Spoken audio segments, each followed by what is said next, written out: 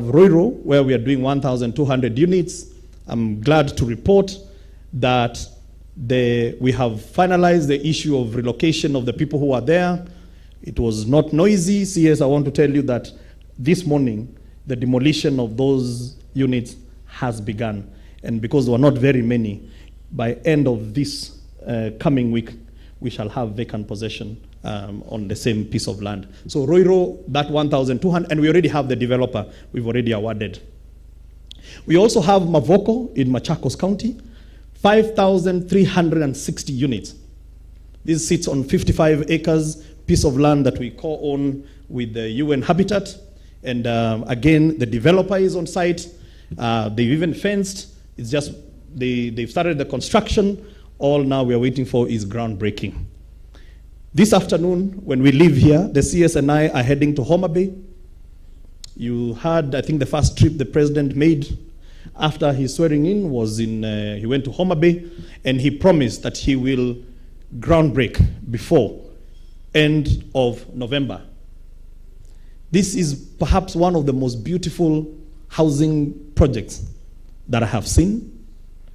We are going there with the CS this afternoon because we have a meeting tomorrow where we are handing over the site to the developer. Ladies and gentlemen, this journey of affordable housing is no longer in the PowerPoint presentation. It has taken off. And I am looking for convertees. Now, the financial institutions that are here, you cannot say that there is not supply. The supply is there. When we did Park Road, which is 1,370 units, I received deposit from 33,000 people. I am sitting with close to 1.8 billion of people who paid a deposit in Park Road in my housing fund today. And they are looking for the next housing development. So even before we go to the difficult processes of mandatory contribution, ladies and gentlemen, I want to tell you, if we all put our heads together, this program will happen because Kenyans want a home. Those who are still debating as whether Kenya wants a home, I think that debate has already gone. And as I said, 2 weeks ago, Friday. Kizungu imekuwa ngumu. We published 66 projects. I'm sure you have seen them. And we have been inundated by the number of people, some of you in here, who are expressing an interest, asking for a little bit of time so that you can form your consortium. We have given you extension of time. We are considering, because there is still some of you who are looking for international partners and are asking us, give us a little bit more time so that we can be able to have quality bidders. As I said, the 66 projects represents the face of this country. So today, if you live in Marsabit or Marral, there is a project for you. But what is going to amaze you is the next pipeline. It's even better.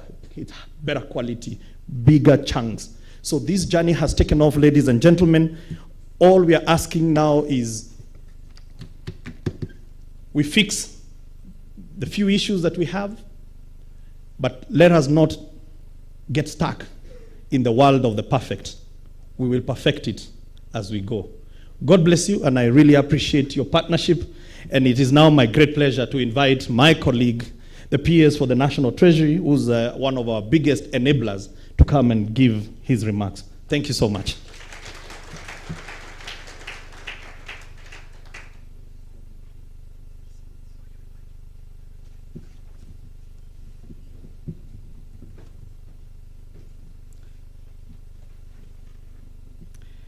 The CS Lands, Public Works, Housing and Urban Development, Mr. Zachary Njeru, my friend PS Charles Hwinga, who has spoken very passionately, and I'm not just saying he's my friend because he said so, we are actually friends. I want to recognize CEO KMRC, John Oltetia, and the other CEOs who are here. I recognize representatives of the development partners, colleagues from the government, various departments, ministries who are here. I want also to recognize distinguished guests, ladies and gentlemen. Some of you are participating here, and others are participating through technology. CS, allow me to be transparent in my speech, and first of all, to make full disclosure. For over 20 years, I've been very, very closely involved in the housing sector.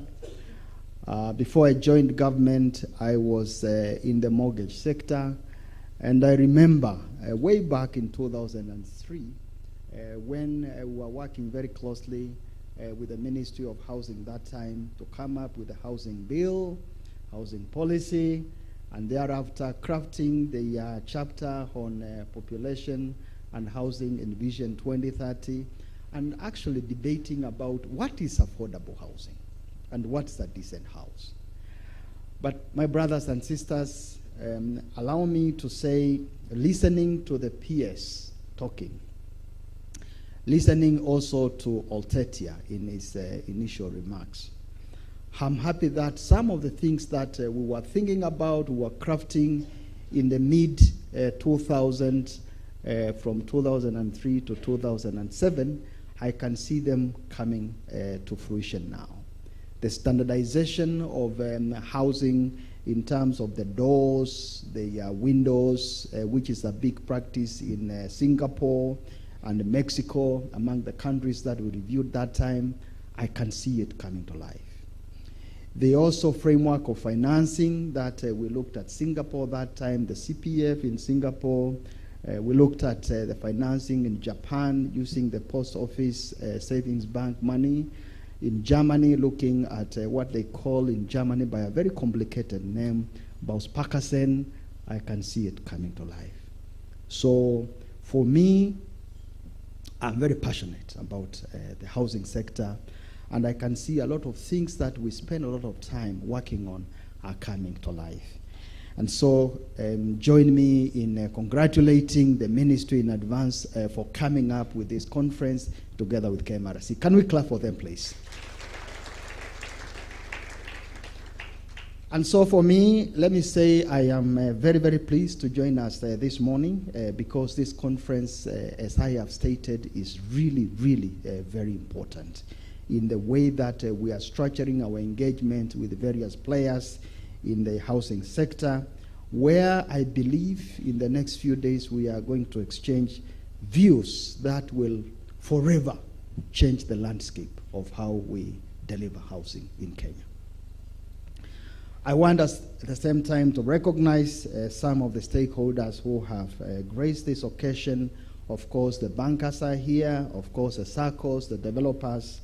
I want to recognize DFIs, Development Finance Institution, members of the academia, and also our colleagues in various government ministries, departments and agencies, and county governments as well, because where we are building houses, there is a county government there. So these are very important players as we engage in this area of delivering housing.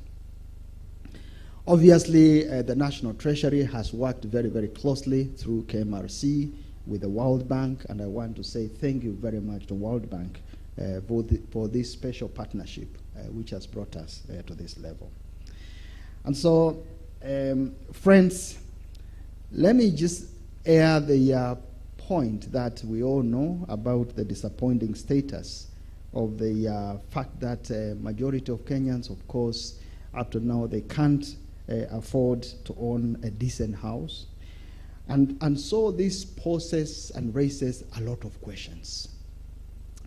But in the interest of time, I'll just pose two questions. One of the questions that we should endeavor to answer is what, and CS, allow me to repeat, what should we do differently so that we can enhance the supply of affordable housing?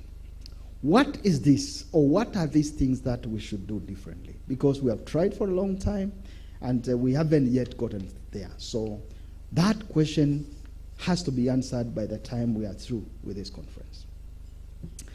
Allow me, CS, to pose another question, that how can we ensure that the projects to deliver affordable houses, make a business case for the financiers, both to the private sector as developers and also to the end buyers. And when we are talking about business case, and especially to the end buyers, it is the cost element, of course, without compromising on quality. So what is this that we can do? And I believe if we engage in answering those two questions, we will have something to walk out of this conference with. And so, to help us answer these questions, I see we have appropriately themed this conference in terms of very strong word of unleashing. I mean, if you look at the dictionary, what unleashing means, I think it has got more meaning than just letting something happen. It's a big thing. So unleashing affordable housing potential so that we can drive economic growth. These are substantive phrases that have been used.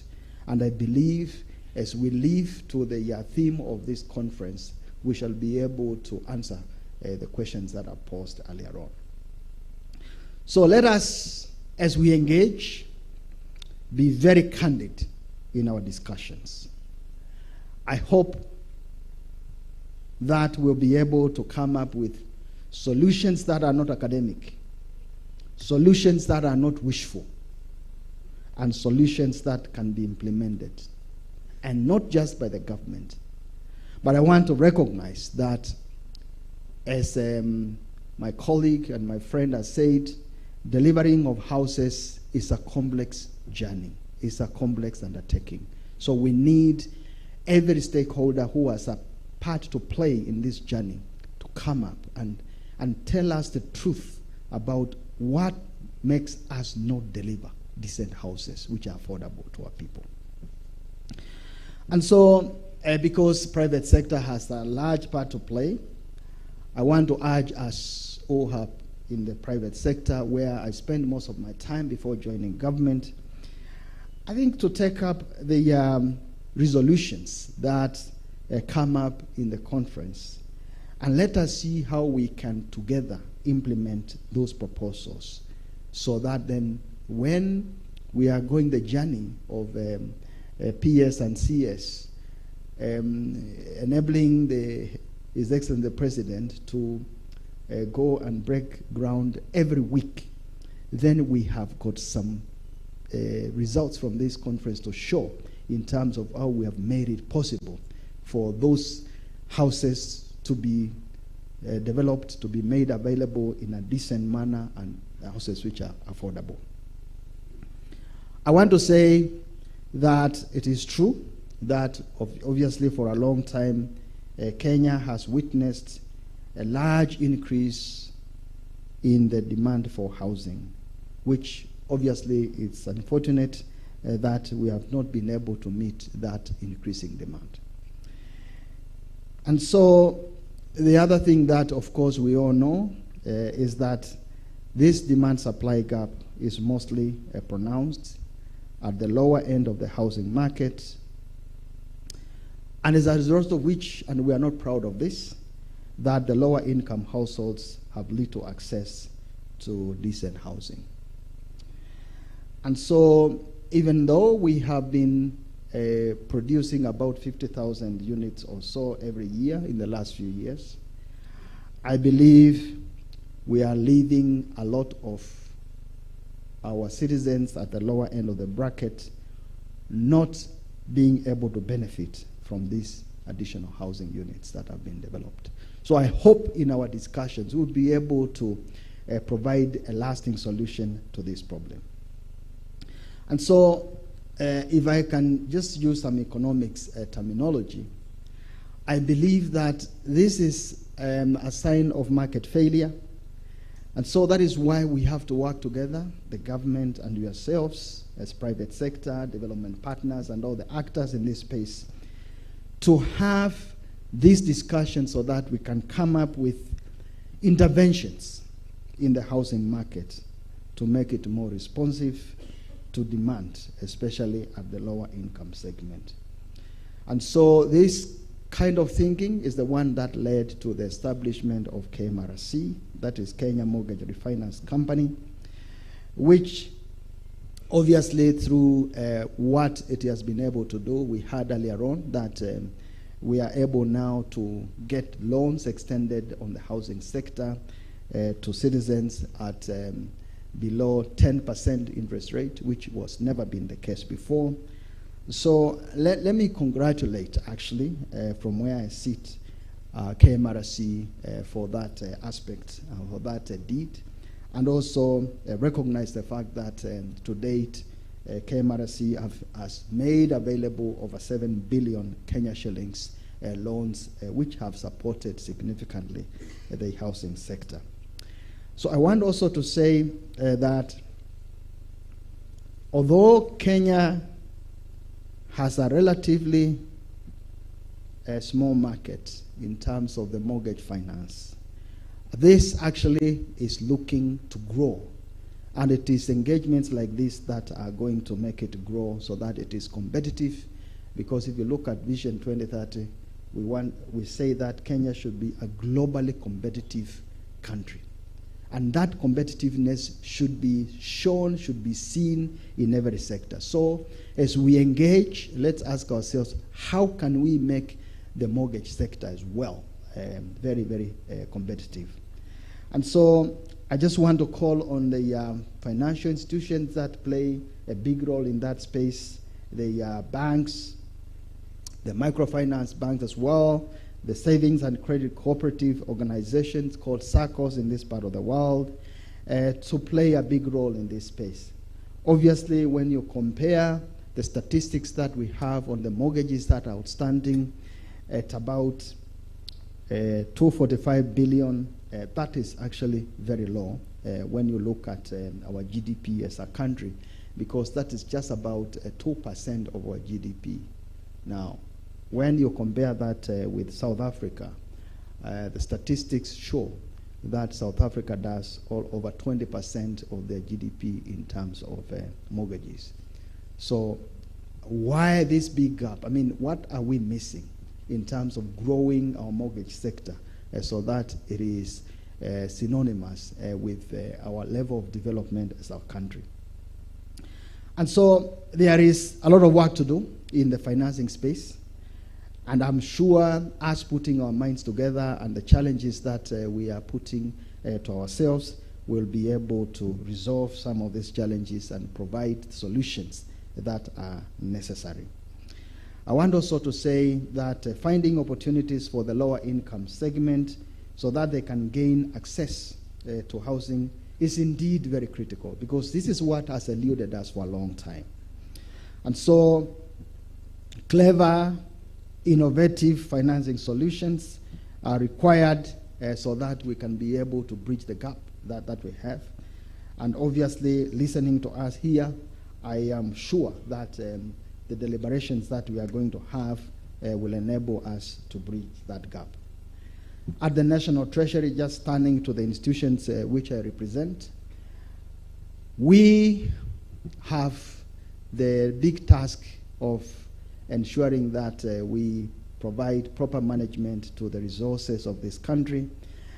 And a lot of times we are faced with a lot of difficult choices of balancing between various requests for tax subsidies that we receive from key players in various sectors of the economy. But I want to give the promise, as my friend P.S. Hinga has said, that we are working together to ensure that the process of granting tax exemptions is smooth. Where technology can be applied, technology should be applied so that we reduce the paperwork, we reduce the areas of uncertainty as much as possible. So if I can reflect on the budgeting process, we did launch the budgeting process early this month. And so I want to ask, as we come out of today with the proposals that we will come up with tomorrow and the day after, let us pick out issues that can benefit the budgeting process for the 2023-2024 period. Because as we do our budgets, we pick up ideas from various sectors. and I'm looking forward to a significant contribution from the housing sector in terms of what we are putting together in the medium-term plan, and also to make sure that this is reflected in the budget for 2023-2024 period. So let me head towards concluding, and I want to note that the government has already been working closely with the World Bank. There is a program we call Development Policy Operations with the World Bank, where we come up with the proposed reforms, and on the basis of achieving those proposed reforms, we get funding at very concessional rates. So as we are formulating our policy proposals in the reform area, I want to say that we have considered two reforms in the housing sector as we are developing these policy reforms. And these reforms including the operationalization of the National Housing Development Fund, and also the establishment of a risk-sharing facility which is aimed at de-risking the primary lenders by offering a partial mortgage guarantee on the mortgage portfolios that are originated from the moderate to low income category of the population, where many banks a lot of times shy away from financing. And this, of course, is due to lack of consistent formal income. And those of us from the banking sector know this very well. So CS, allow me to conclude and remind us that we have to take stock of the achievements that were made so far. We need to critically review the existing obstacles that are hindering the delivery of affordable housing, and also come up with very clear proposals on how to address them. And I've given us an indication of the budgeting process in the government sector. If we take advantage of this budgeting window, then we'll be able to take up the reforms that are supposed to be taken up by government and funded through the government budgeting process. So I will be looking forward to these practical solutions coming through, and I want to promise you that the National Treasury will look at them kindly. Let me also reiterate that the government support on initiatives that are geared towards achieving the affordable housing agenda are very clear. So as a key stakeholder and as a shareholder of KMRC, I want to say that we will continue offering our support to enable this institution, that is KMRC, to access funding from DFIs and other funders at concessional rates, and this should be passed on for the benefit of the end borrowers who should access mortgage loans at even lower rates, and I'm really looking forward to this. Lastly, the National Treasury is looking forward to work with all the stakeholders in the housing sector to transform the affordable housing space and uplift the dignity of our citizens through affordable home ownership. So this way, working together, we will make our country great and will enable our people to have decent homes, which contribute to a lot of things in terms of better livelihoods and so on and so forth. With those many remarks, I want to say asante sana, God bless us all. And it's now my singular pleasure to invite the Cabinet Secretary to come and address us in this meeting so that he can make the keynote address. Cabinet Secretary, karibu sana.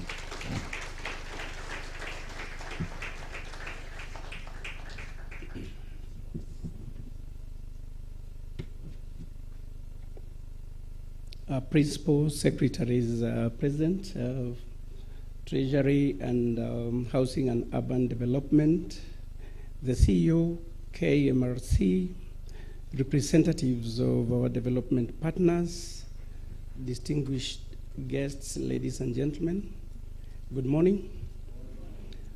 You realize my voice might not be as strong and assertive as my three other colleagues, and it's because I am learning. So you'll excuse me when I don't stress the way they've done it, but I can tell you with time, my voice will be the loudest. So ladies and gentlemen, it gives me great pleasure to be part of the second annual Kenya Affordable Housing Conference organized by the Kenya Mortgage Refinance Company, that is KMRC. I sincerely appreciate the invitation and congratulate KMRC for bringing us together to have this timely discourse.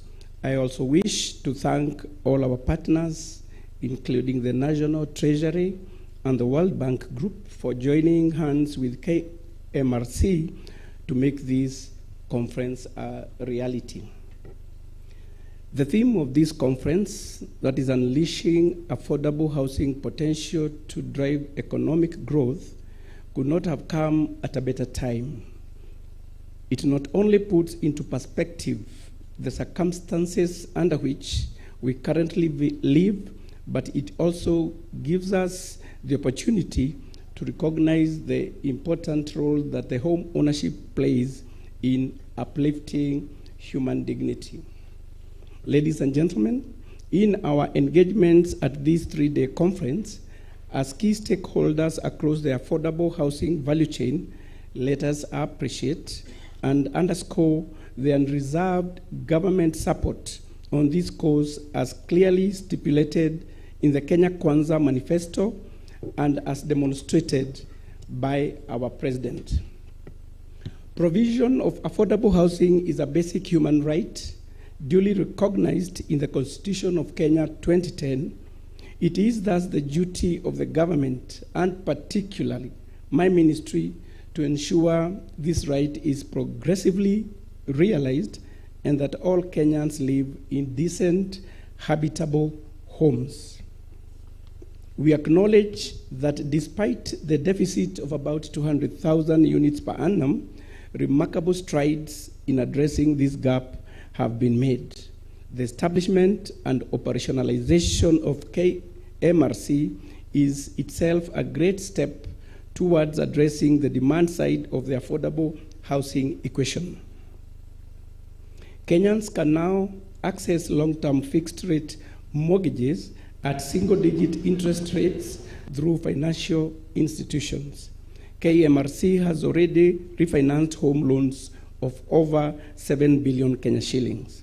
This is a significant achievement considering it started the refinancing business 2 years ago after being licensed by the CBK.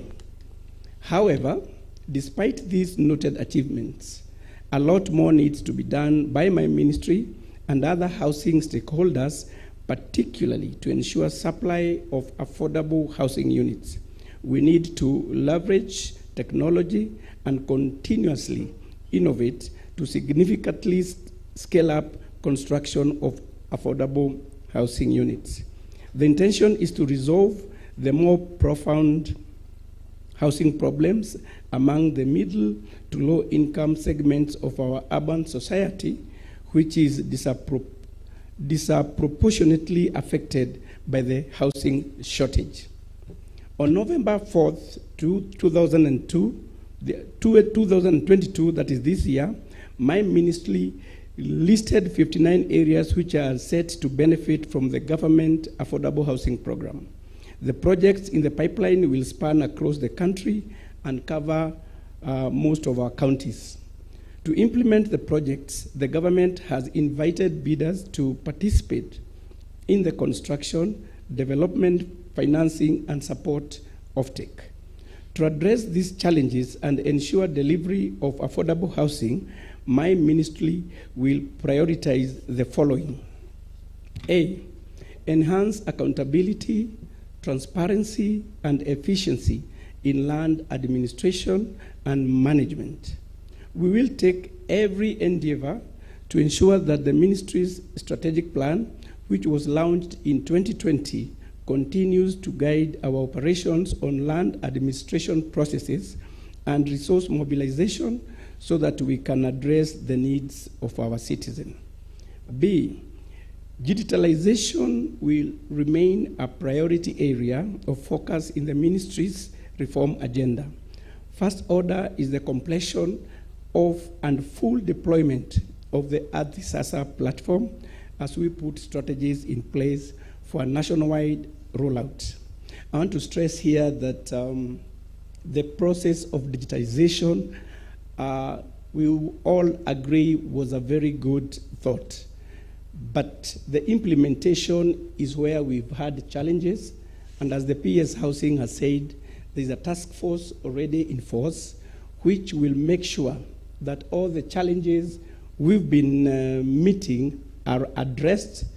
And I can assure you, in the next 60 days, the system will be up and running. And I'm sure that is going to unblock so many bottlenecks that have been affecting us in doing our various tasks. These reforms are aligned with Article 60 of the Constitution that provides for sustainable land use and management.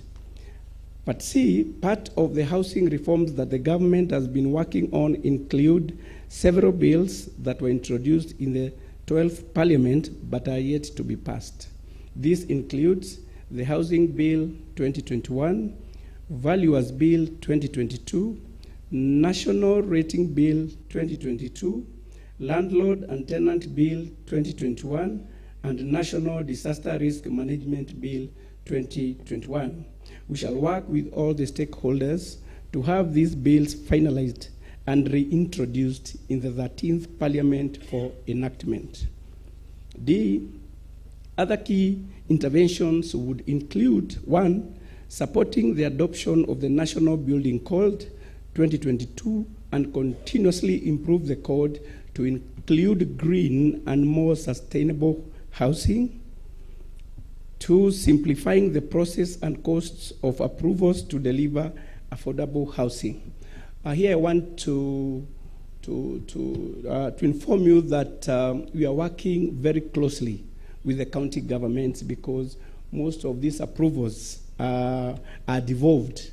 So as a ministry, we are also coming up with a team that will see to it that the approval process in the counties is fast-tracked. We also be aligning tax policies with the affordable housing agenda to drive long-term investments, including encouraging long-term savings. And lastly, we shall partner with the private sector and county governments on developing affordable houses, as well as putting in place practical financing solutions to support offtake. The ministry will steer positive reforms to lower the cost of construction, which translates to increased affordability and accessibility of home financing and end borrowers. We also shall work on regulations to spur standardization of building components like doors and windows. This will ensure mass production of these components, lower the building costs, and at the same time, create employment for the Juakali sector and other manufacturing enterprises. I am also aware that there are incentives that were passed by the government but have not been fully realized. These include the stamp duty exemption for first-time home buyers and reduction of corporate tax to 15% for construction of at least 100 housing units per year. We shall work together as government to put the necessary guidelines in place to ensure these benefits are realized.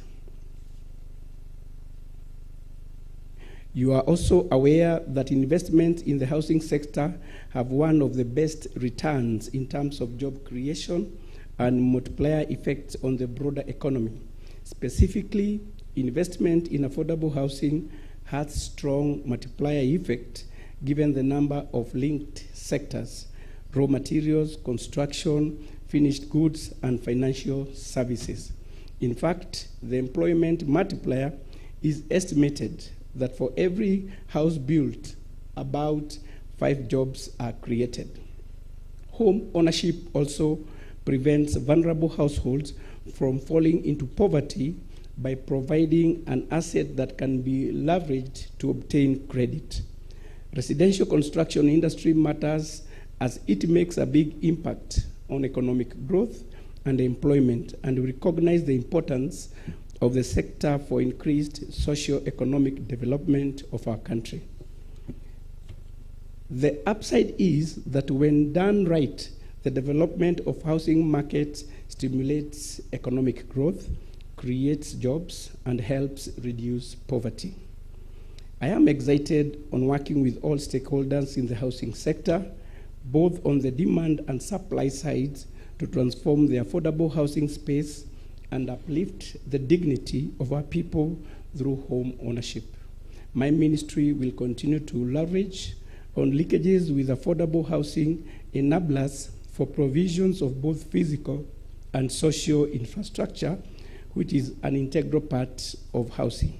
We are also committed as a ministry to reviewing the policies and legislations that will create an enabling environment to spur growth in the housing sector. I wish to thank you all, and specifically KMRC, for organizing this conference, and I'll be looking forward for more engagements as we collectively work together to unleash the affordable housing potential to drive our economic growth. Finally, I want to thank KMRC for conceptualizing and making this conference a success. I also wish to thank the World Bank and the National Treasury for supporting this great initiative. We equally appreciate and commend all of you for joining us on this important occasion. Ladies and gentlemen, it is now my pleasure to declare the second Kenya Housing Conference officially opened. Thank you.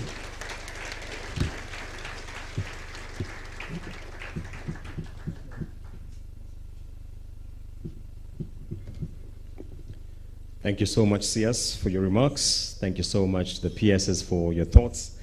As we kick off this Affordable Housing Conference, thank you, Joe, for your opening remarks.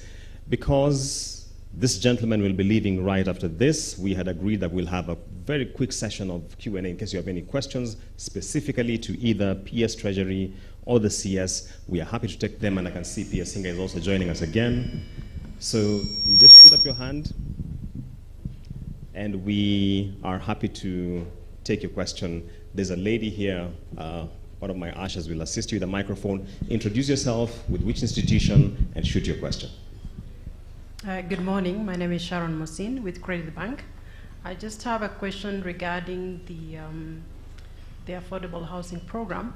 So I'm curious to know if you have any green building standards. Are any considerations, have there been any considerations made in terms of incorporating green standards in terms of lighting and all the other principles? Yeah, thank you. Thank you for that question, Sharon. A question on green standards. Any other before we take that? There's a gentleman there, please. Oh, I've enjoyed the presentation so much so far. Thank you so much to everyone on the stage. I just have a question that I worked with the securitization of mortgages in Australia and Rwanda. Whom do I talk to when you have innovative things that affect policy before they write the policy? Securitization of mortgages, whom do we talk to when we have issues which involve policy before the policy is actually designed? Any other before we take those ones? It looks like there is none. So I'll invite the green building standards question. Pia Singer.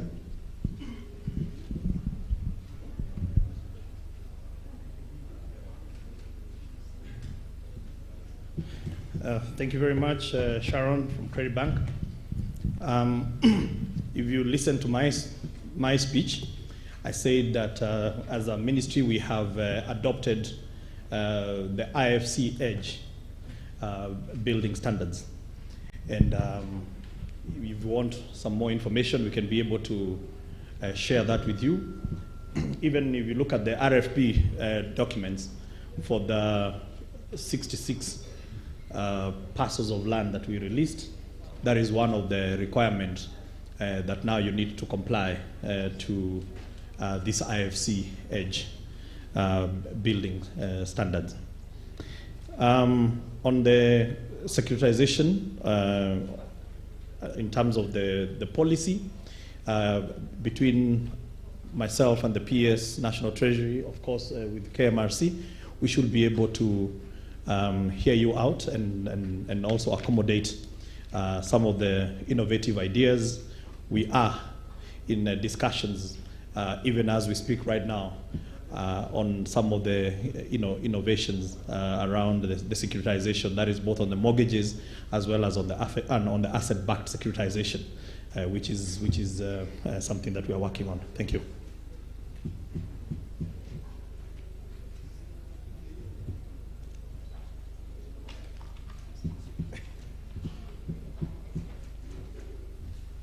Thank you for those very clear, informative questions.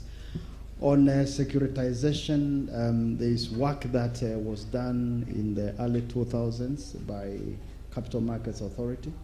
So in terms of mortgage-backed securities, asset-backed securities, we can engage as National Treasury, both as a department of government and also through the Capital Markets Authority. Thank you. Thank you, PSS, for those responses. We have bandwidth for 2 more questions. There's a lady here. Hello, Sita Shah with FSD Kenya. Really energized to be here. Everything you've said, it seems like a lot that we're going to present in the afternoon is already borrowing from your strategy. So some of the things you've said about implementing the housing bill, we're right here to support that. That's seen as a key gap. And also really wanted to say in terms of creating digital tools, we have an initiative with State Department of Housing and KPDA for VAT incentives. And we know the experience is difficult, but we're here to try to support, to devise a tool to make it easier. So the question is really just to say that we've launched something called the Open Access Initiative, and that's answering PS Treasury's question, what was difficult? And it's trying to say some people find it difficult, some people are finding it less difficult. Could we conceptualize and put support behind the Open Access Initiative so any partner that gets support from government or DFI in terms of land, infrastructure, finance, offtake guarantee, we capture very simple data. And I have a slide on that this afternoon, but it's a request to say that we may feel land is 30% cost, someone will argue it's 9%, but we can get the data because every project is site-specific, but let's learn from that. And really why it's so important is when we started engaging with members of the Sanduku initiative to say we're behind you, the first request was, can we create architectural plans? And we're like, no, we don't want to recreate the bill. We don't want to recreate the wheel. We have excellent developers. Let's request them that if they're already benefiting from contribution of land, let them also share, because the pie is 9 million units, we're saying, in 10 years. So that's the question, and also to reiterate our support as FSD Kenya. Thank you so much. Thank you on matters regarding the Open Access Initiative. And any final one before we close? Oh, yes, sir. Microphone, please.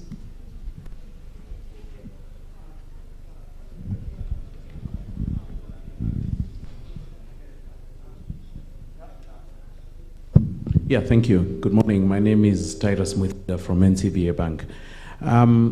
Congratulations on, I think, the work that is going on, and particularly on your reappointment, Mr. Charles. I think it just speaks to the importance that this agenda had, and I think it transcends administrations and so on. Also delighted to hear about Athi Sasa. I think, CS, I think it's beyond even affordable housing. I think it's impacting a lot of commerce, because there's a lot of transactions that we cannot execute because as we await for perfections of security. So delighted to hear that the 60 days, it will be sorted. Hopefully the 60 days started a few days ago. Bona CS Hinga, my question is on beyond the provision of affordable housing to the vulnerable in economically that were hitherto. Is there thought and work on protecting against predatory buyers that will then come and buy whole floors, and then before you know it, you've got landlords going back to the same problems that have always been there of those that are supposed to own these homes? It's very easy for them to be hoodwinked into, I'll give you $1 million bob or 10 million or 5 million shillings, give me these houses, and then it goes back into the old cycle of, is there any work and thinking and frameworks that will protect these buyers? And the reason I ask this is as we provide finance to you want the certainty that their owner tenancy is actually enforced, because that's the real value of owning a home, that you're actually living on it, and not even giving it to somebody else and then you go back into the same shanty that you are in and then you are a landlord. The idea here is that you own and live, because then that is what genuinely upgrades the social standing and status and financial empowerment of that individual that was allocated the housing initially. Thank you. Yes, I think this is the two questions, really. Thank you very much. Unless there is breaking news somewhere, I'm still PS, not CS. And I do note that I had to check quickly 411 and I didn't see any. And just also to say, those who are asking which church I go to, I'll be able to share it with you as one of the lone survivors. On a lighter note. Yeah, SITA, we've had several engagements on this open access initiative, but also don't forget that we also have the Boma Yangu platform, which a lot of work has gone into developing it, and this is supposed to be the marketplace.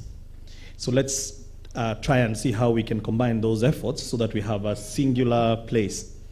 And very soon, I think by 1st of February, we are going to have a banking hall where it's going to be on the 5th floor of Prism building, where every matter to do with Boma Yangu and so on and so forth will be canvassed. We are also moving the platform to be together with the e-citizen so that Kenyans can be able to interact with Boma Yangu much more, in a much more friendlier way. And there's a lot more excitement coming in terms of the development of Boma Yangu, including, pent-up demand, because some of the financial institutions, the question you've been asking is, there's about 350,000 people that have registered on Boma Yangu, but how many of them are bankable, or so to say? It's a lot of work for you to go and register on Boma Yangu. And we have asked the financial institutions, we have actually given them permission to go and integrate with Boma Yangu directly. So we have said you can have your API so that you integrate directly, because there's a lot of useful information that Kenyans have given us. And then you can start mining from that huge database. But SITA, we are very happy to collaborate on that particular initiative. Titus from NCBA. Now, one of the most difficult things to do is to police enterprise. And Kenyans are excessively entrepreneurial, even bordering illegality. So there is illegal entrepreneurship.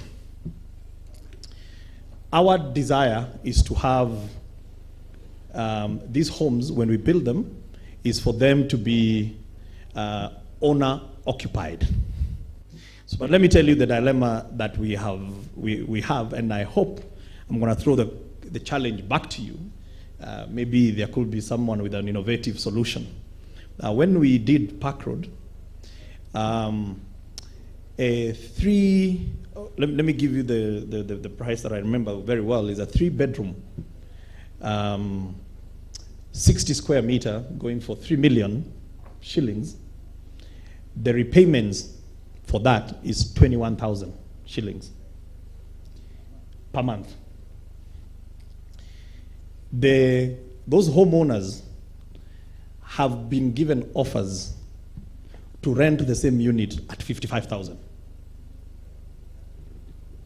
How do you police that?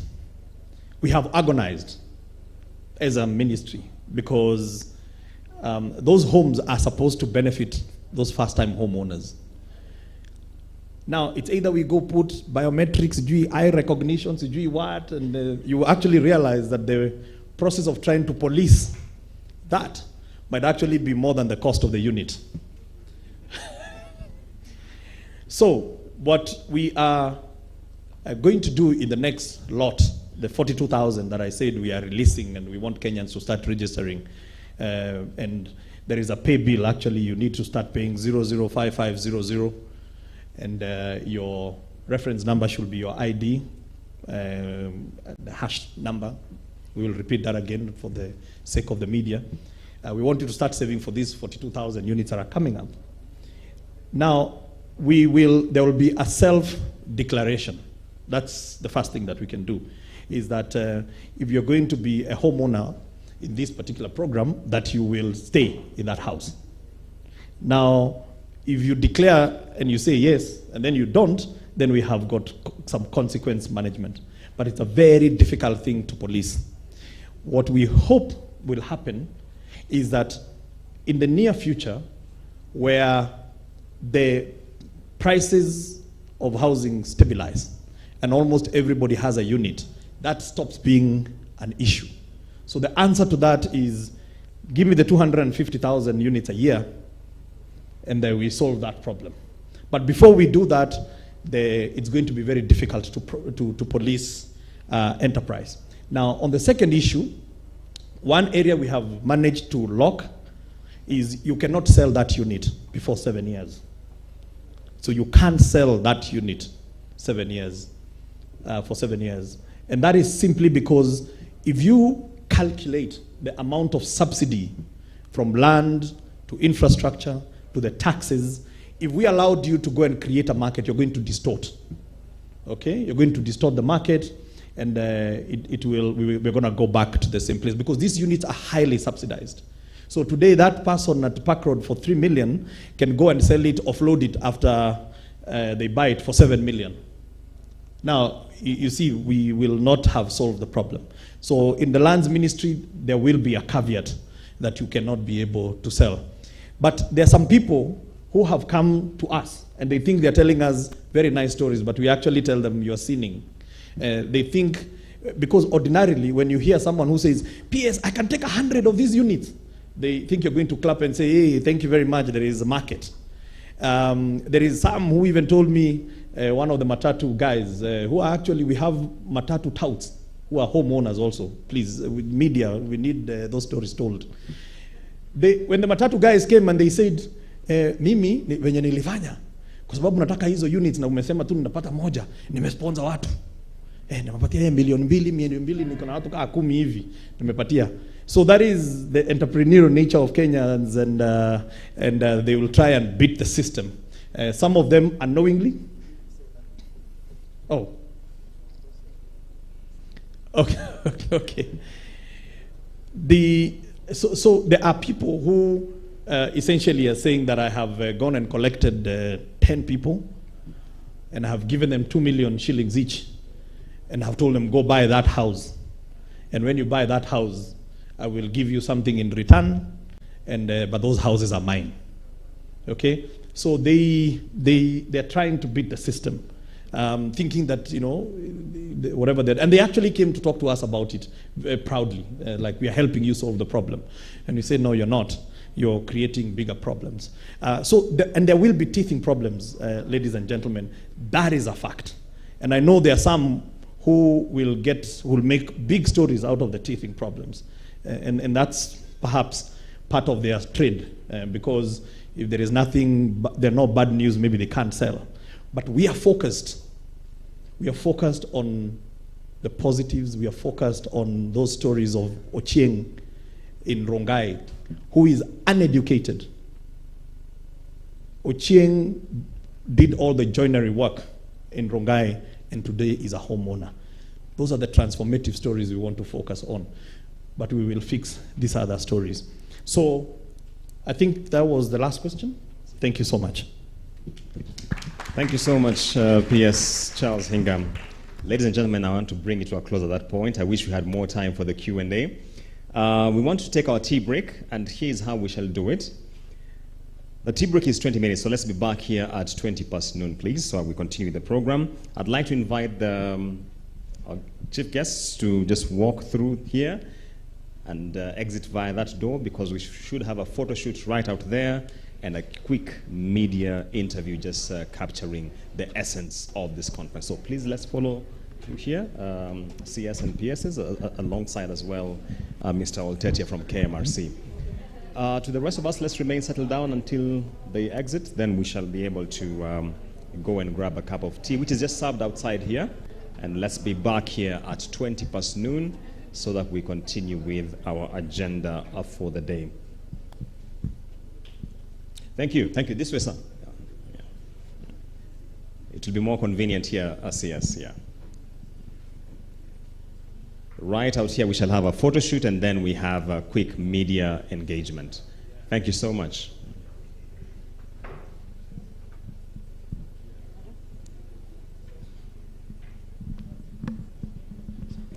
Thank you, ladies and gentlemen. Tea is served out here, so let's grab a cup, have a biting. Let's be back at 20 past noon, so we continue.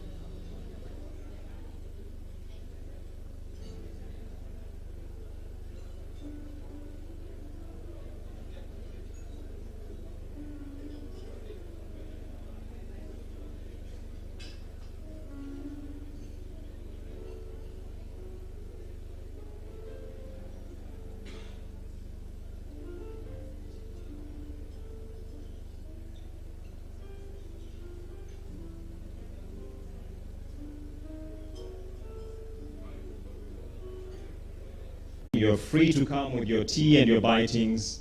So please grab whatever it is and just come back into the hall so that we start in good time.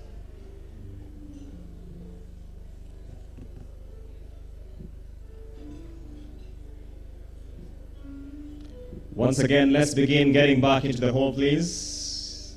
You're free to carry whatever it is you're taking into the hall. So be at ease when you're coming with your tea and your bitings. We are happy to have you inside here with it.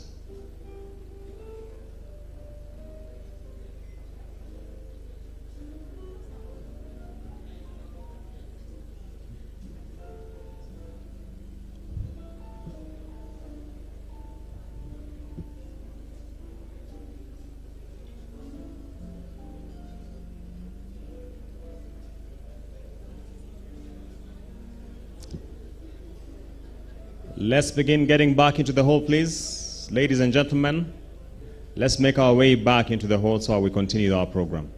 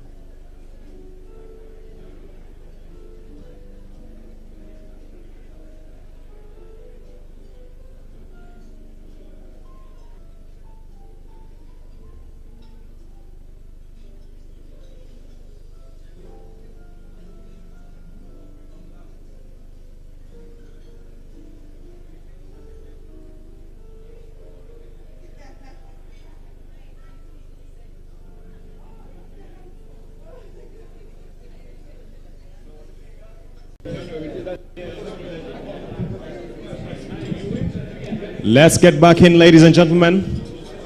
Let's get back in. Let's settle down so that we continue with our program.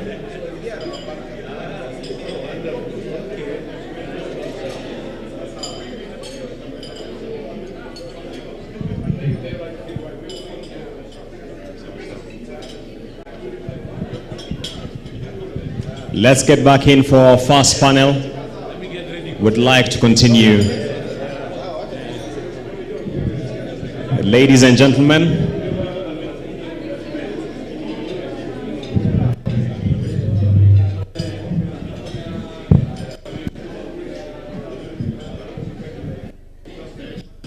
let's get back in for our first panel, ladies and gentlemen.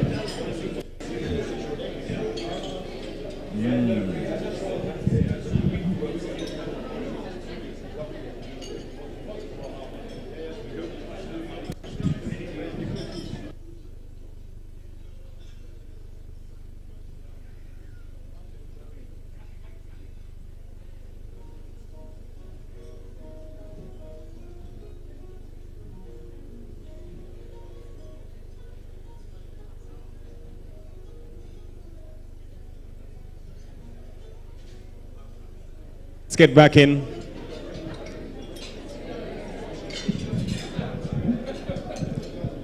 Yeah. I'm back here.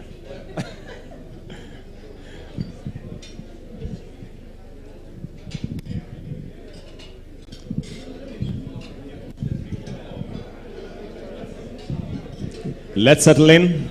So we continue. Sorry.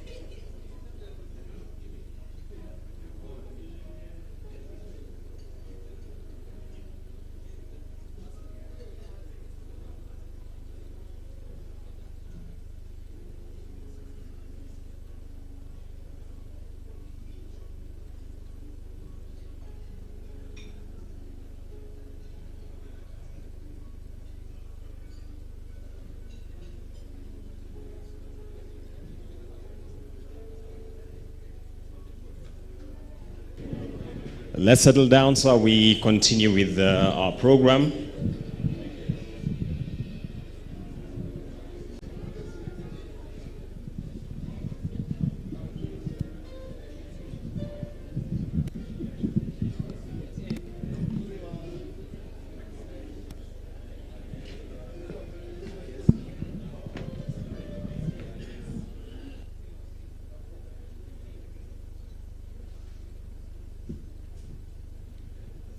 Let's settle down, ladies and gentlemen. Asanteni sana for grabbing whatever it is you are getting and getting back to the hall.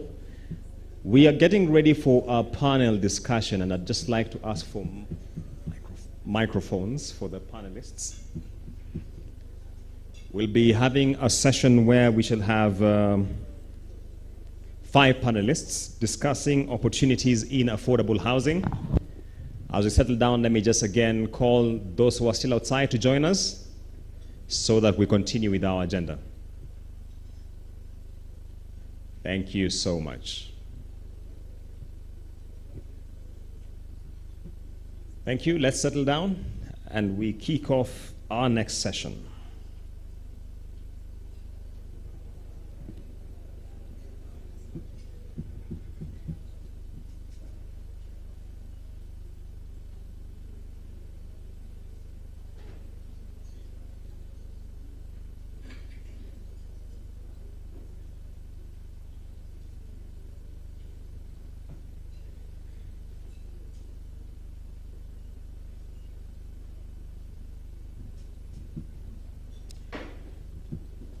Great. Our discussion on opportunities in affordable housing will be moderated by Geoffrey Mwaura from the Kenya Mortgage Refinance Company. I'd like to welcome him on set to join me. And in this panel, we have Mr. Ngatia Kirungie, who is an advisor to the State Department for Housing. We have Kinyanjui George, Director at Kenya Women Finance Trust, KWFT. We have Zorava, who is the chairperson at KPDA, that's the Kenya Property Developers Association, Chair Affordable Housing Task Force at KPDA. We have Tyrus Muthiga, Group Director, Retail and Banking at NCBA. And we have Maurice Makolo, Vice President, Habitat for Humanity. So let me welcome them to join me on stage so that we kickstart our conversation. This conversation should be lasting 40 minutes. And we shall try to adhere to that prescription. And therefore, I'd like to encourage our panelists to be very crisp in their answers based on the questions being thrown by the moderator. Thereafter, we shall have a presentation from the World Bank Group on housing finance global perspectives, after which we shall have a very quick Q&A and we get into our lunch break. So we will try to really be lean on time in this session. Zoraba is joining us, and then we kickstart our discussion. Gentlemen, welcome on set. Let me take this opportunity to hand it over to Mr. Geoffrey Mwaura from KMRC. Karibu.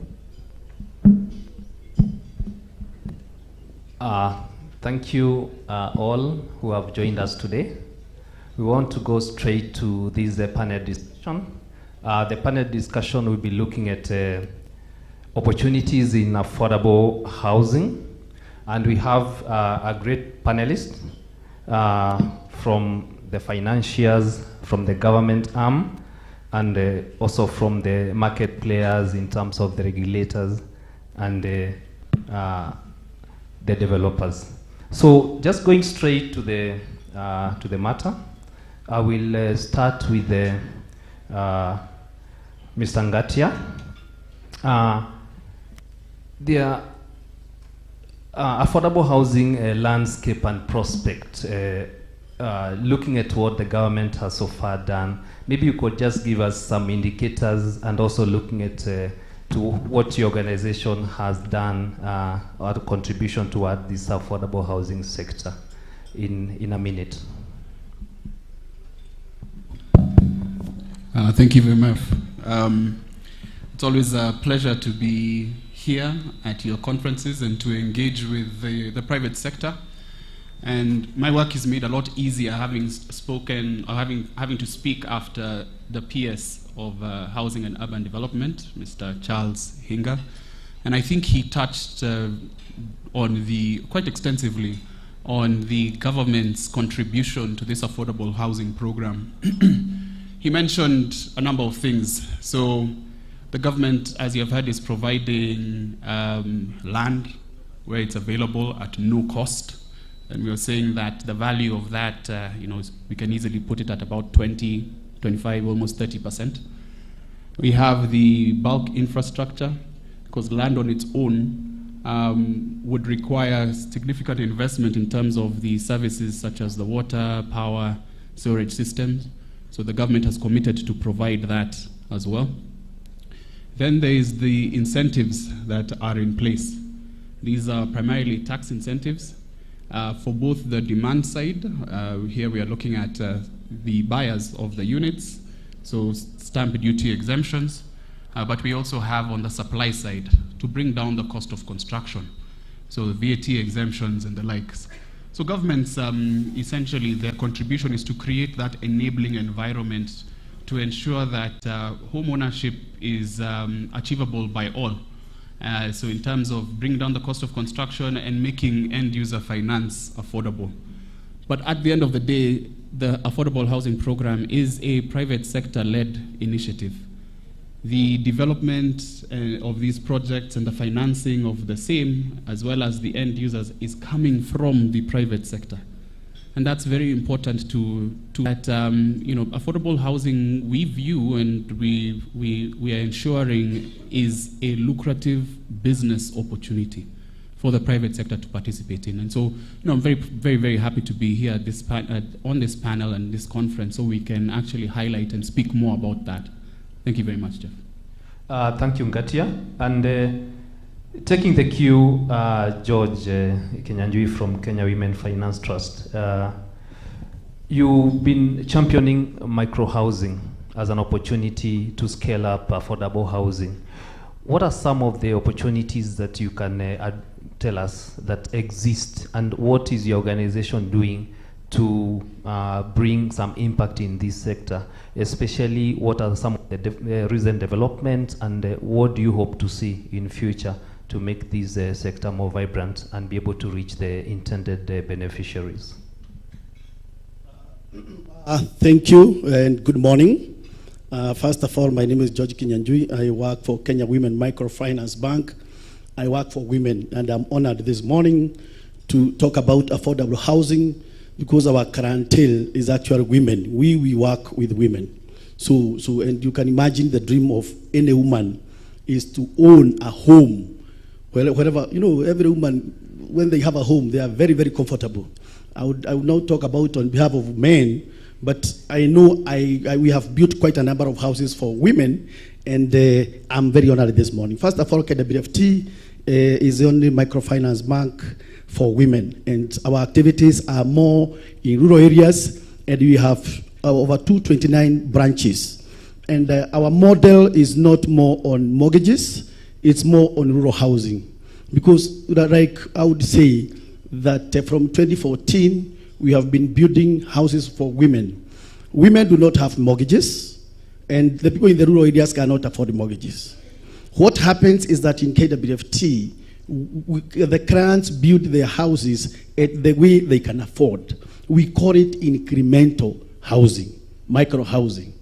The house may not be as big as this, but it is a dream of this customer. So they build it incrementally. They can borrow one loan, pay within 5 years. They can build the kitchen. The other time they can build an extension of a room. The other time they can build the toilet. That, and after 3 or 5 years, you find that they have a home. So I would say for us, we are privileged that when you go to the rural areas, you find there are people, areas, you go to those homes, you find the clients are very, very comfortable. And that is what we continue doing to this day. Thank you. Thank you, and we can already feel the passion in making the woman own a home. Advocacy is a critical component of this, making sure that we are able to drive down the cost of housing. And KPDA has been in the forefront of this.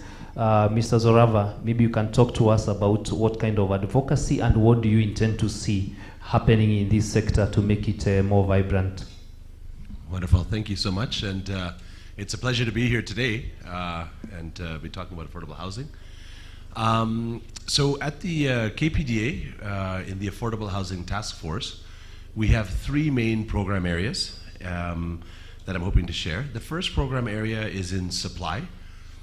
There we work with developers through our capacity building program.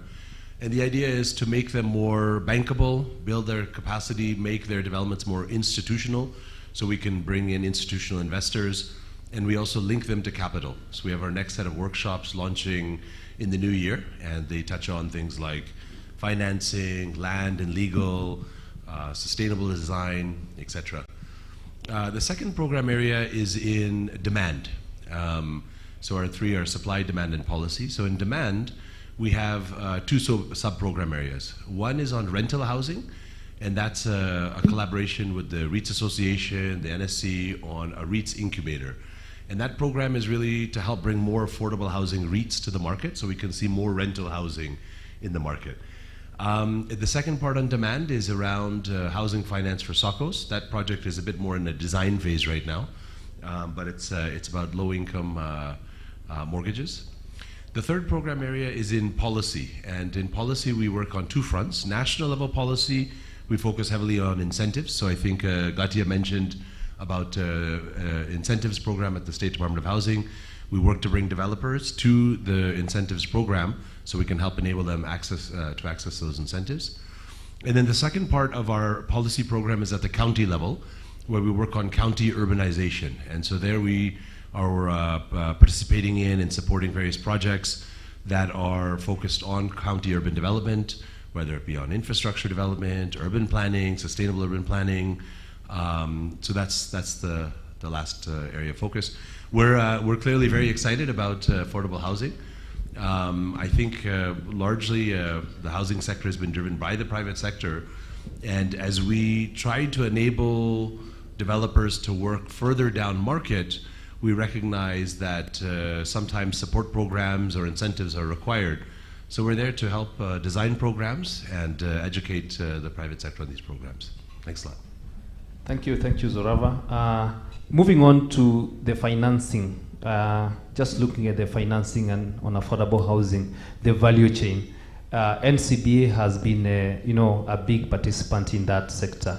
Tyrus, maybe you could just talk to us about what NCBA is doing to bring affordable housing realization to Kenyans.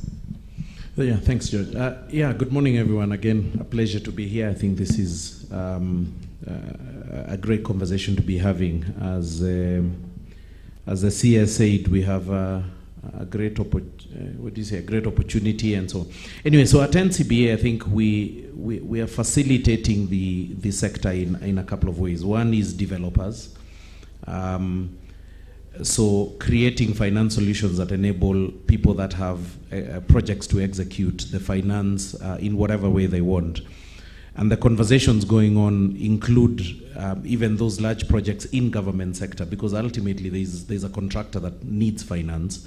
And so banks have the ability to, to curate that, and NCBA is participating in that.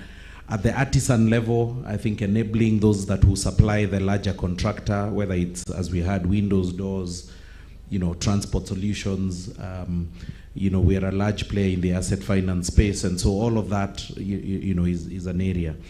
But also more pertinently as well is to create the demand. So by provision of affordable mortgages, we have two products in play, one at 9.5%, the other one at 9.9%. We're offering some of the longest tenors in the market, up to 25 years, up to 105% as well. And those solutions, what they do is, sometimes we just focus on the interest rate on a mortgage and forget there's actually cost of actually buying a house, stamp duties, valuations, what have you. So, in providing solutions on the retail sector, what I think excites me in this sector is also the conversations with a lot of developers. If I put up this house, will you provide mortgages that guarantee that I can sell the houses? And that's something that we're quite keen on doing, because we think there is a market. If COVID taught us anything, is that the housing sector, at the bottom is the one that is always occupied, because if you can't afford a house costing 50,000 shillings a month, you can surely afford 20,000. And if you can't afford 20,000, you can find one for 15. So I think we're playing in throughout the value chain, enabling large products, enabling suppliers to those projects, and enabling off-takers, of those units once they're ready. Thank you, Tyrus. And I know you are part of the financing arrangement with KMRC, and we believe that is actually a solution that we are offering to this market to bring down the cost. And the cost looks at the tenor and also the interest rate. Because when you stretch some of these mortgages to a longer tenor, then you bring affordability to this market.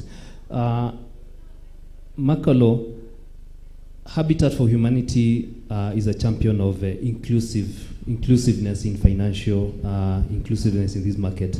Tell us what your organization is doing, contribution to this affordable housing sector, and also what are some of the recent developments that you've undertaken. Thank you so much, Geoffrey.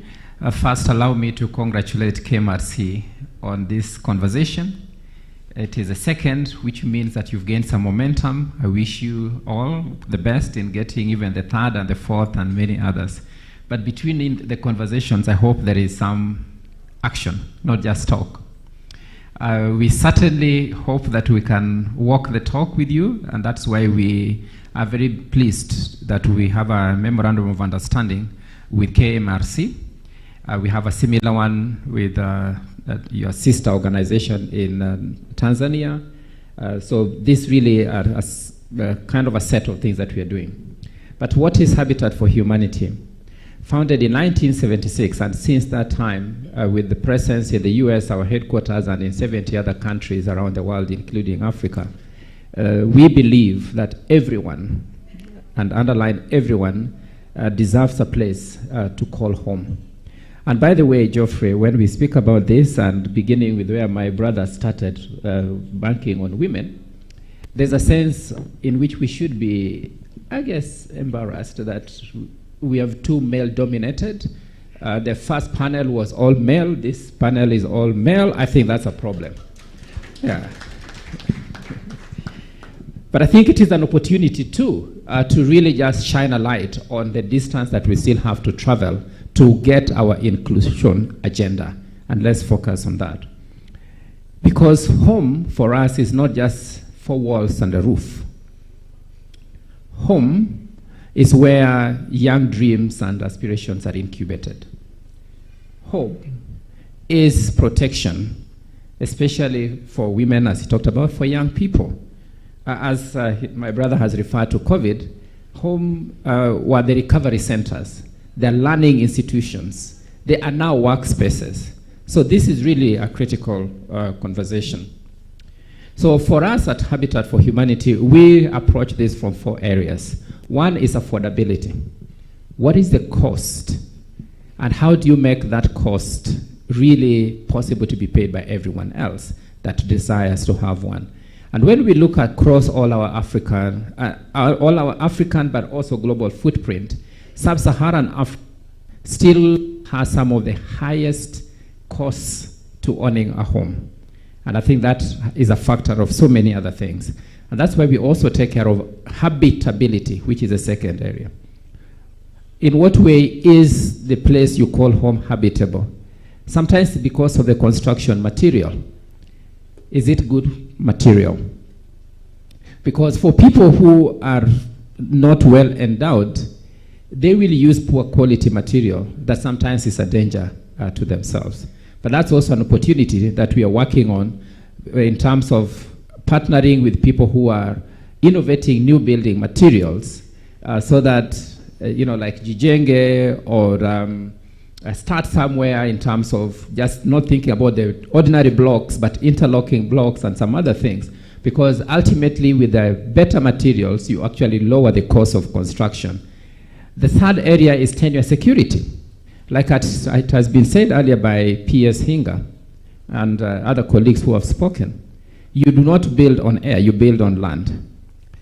So you need good tenure security for you to actually feel confident that you can invest on that piece of land, but also to give confidence to other players like my brother here that they can give you asset financing. But that shakiness of the tenure security remains a barrier. And we are working on that in terms of advocating for better tenure security. And then also WASH services, the provision of basic services like water, sanitation, and all that. Because all these make home habitable. Last but not least, I just want to say, we have been approaching this through direct implementation, like constructions for vulnerable groups. In Uganda, for example, where we've been present for the last 40 years, we've constructed and or repaired or improved over 200,000 units. We've helped to impact more than 1.5 million lives, and this includes also young people that we have put on a path for better skill sets that actually is also very needed in this particular sector. But also in terms of the policy space, the advocacy pieces that I've been talking about. Thank you so much, Geoffrey. Thank you, Maurice. Just looking at some of the issues that have been brought up is to ask ourselves, is affordable housing really affordable? And just in a minute, I'll just ask one of each of you to just talk about that and tell us, is it affordable from your perspective, from your institution? How do you see it? And I'll start with Ngatia.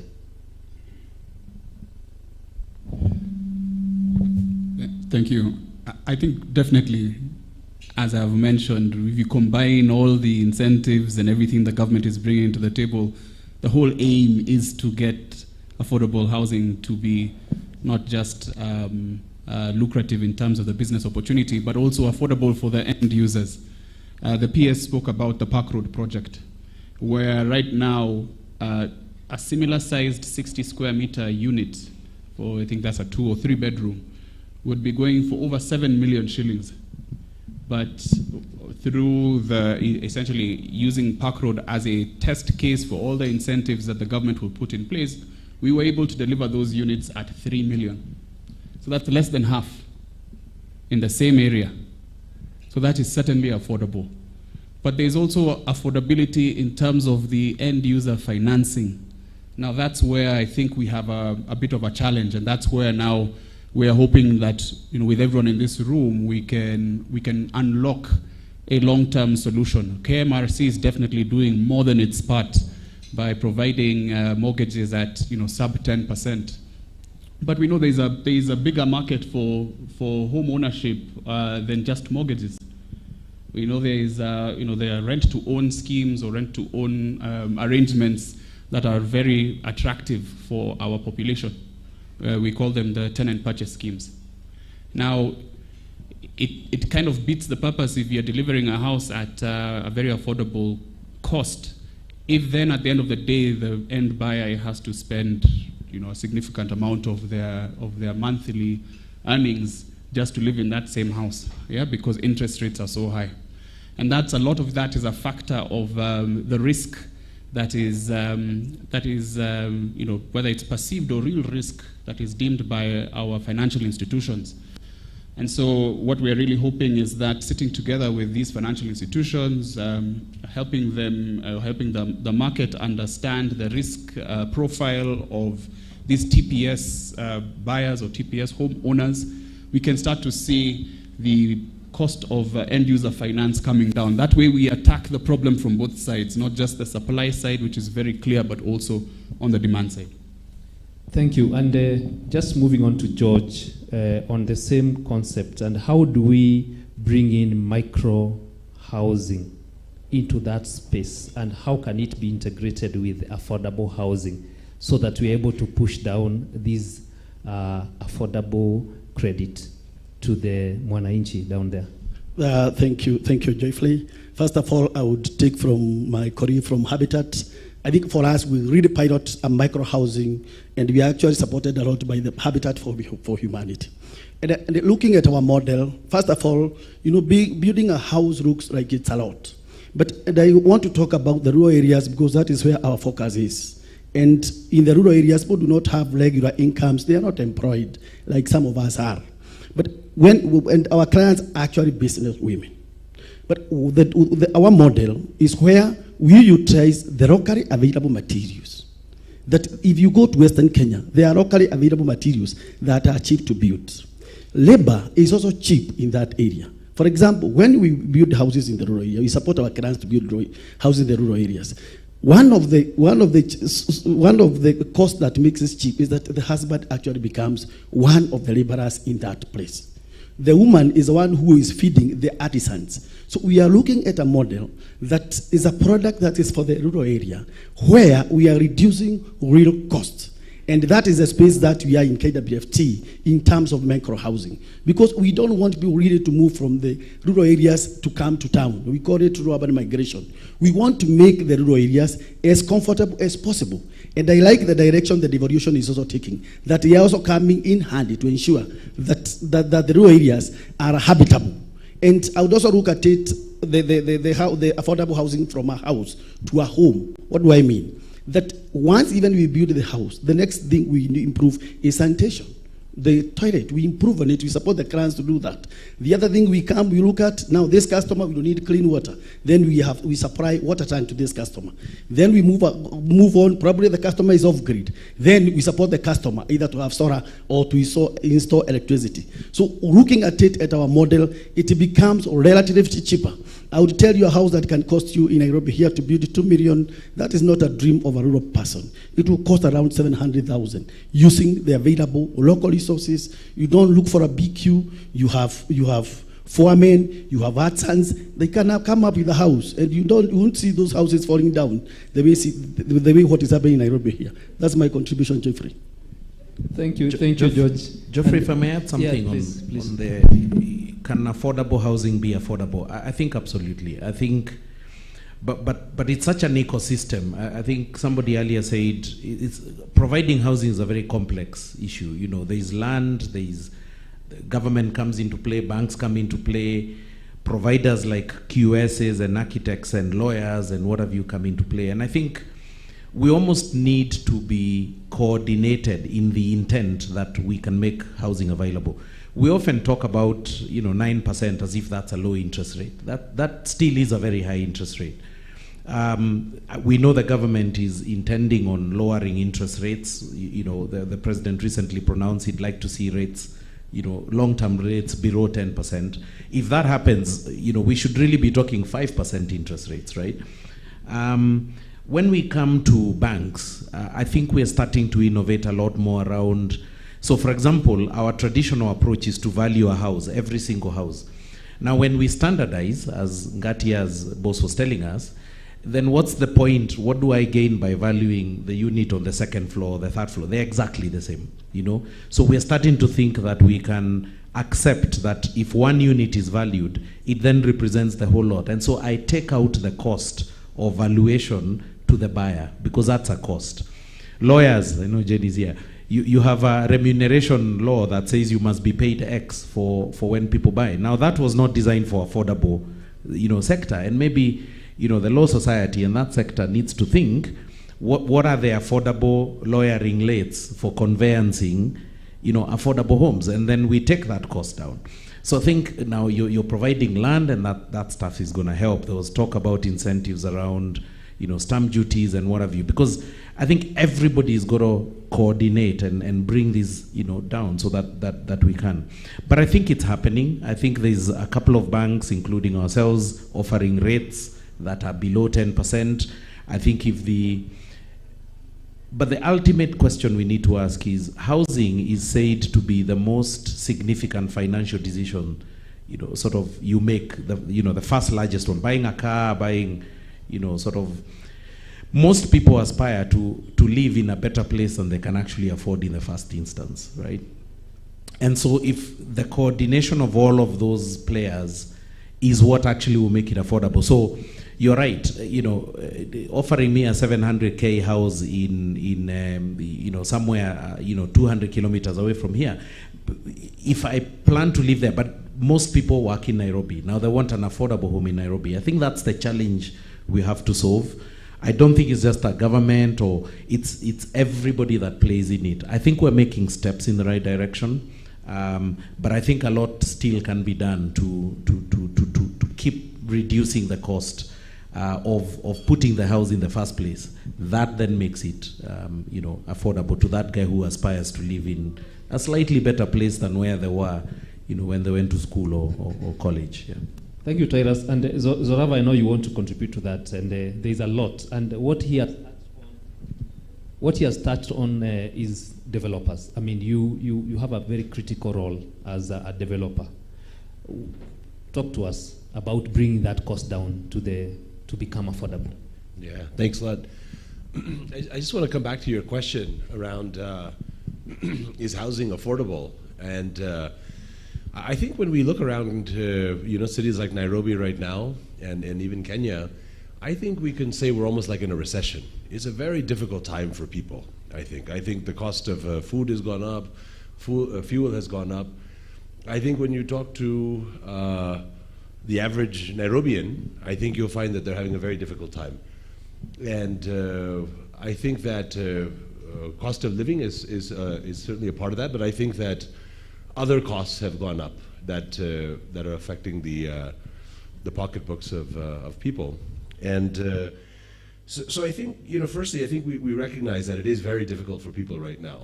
And we can also look at, you know, where is that difficulty the most systemic? When we look at the income population of a city like Nairobi, for example, we can see that about 60% of the population falls into low income, maybe about 20% of the population falls into social housing.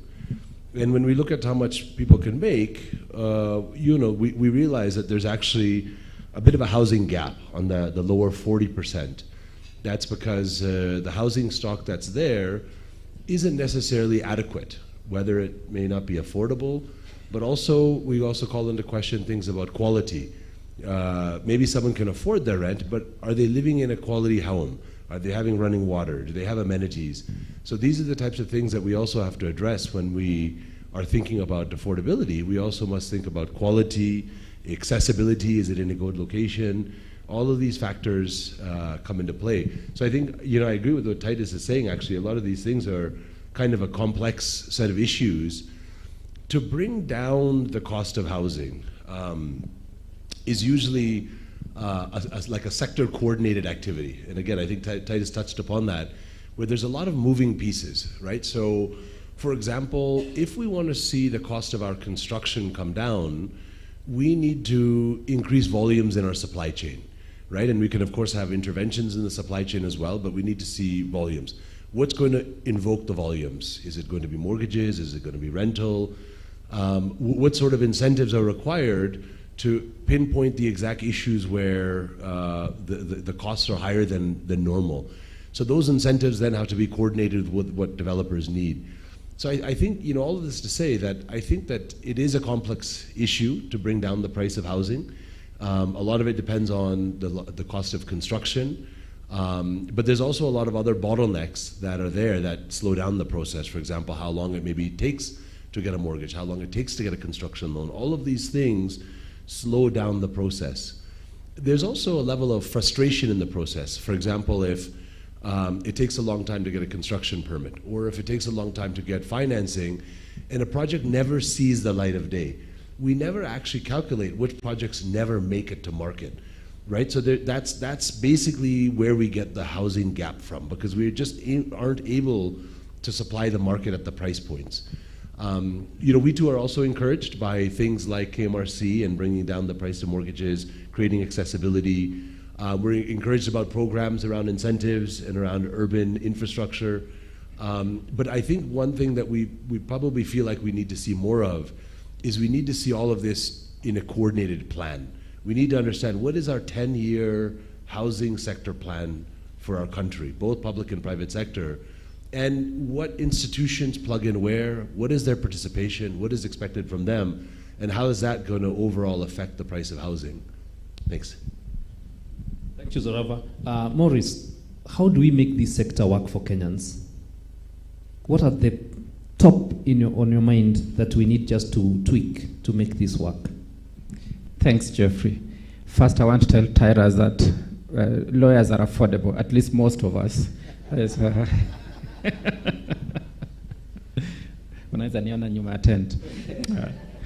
Thank you. More seriously, though, let's just center ourselves in some ways here to then answer your question.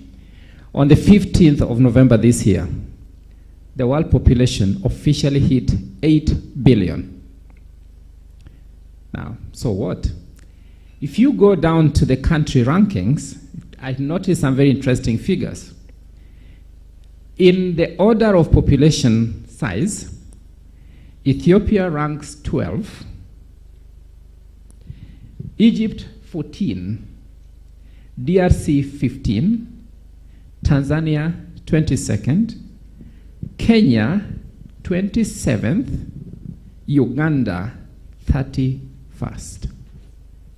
Meaning that as we think about this sector, we are talking about a population that is going to be in need of housing. So it's not just about whether it is affordable or not. It is something we must confront. How, therefore, do we do that? One, I think, is the incentives. I think we've talked about those. We do need incentives. Because as we speak today, it's also important to understand where some people are. 238 million people in sub-Saharan Africa are living in informal settlements. How do you improve that? One, it could be about the building codes that will need to recognize some other types of materials and other processes that may may not be recognized at this point. It could be in terms of the efficiency of our approval systems. During COVID, we noticed this in many of the countries where we operate in.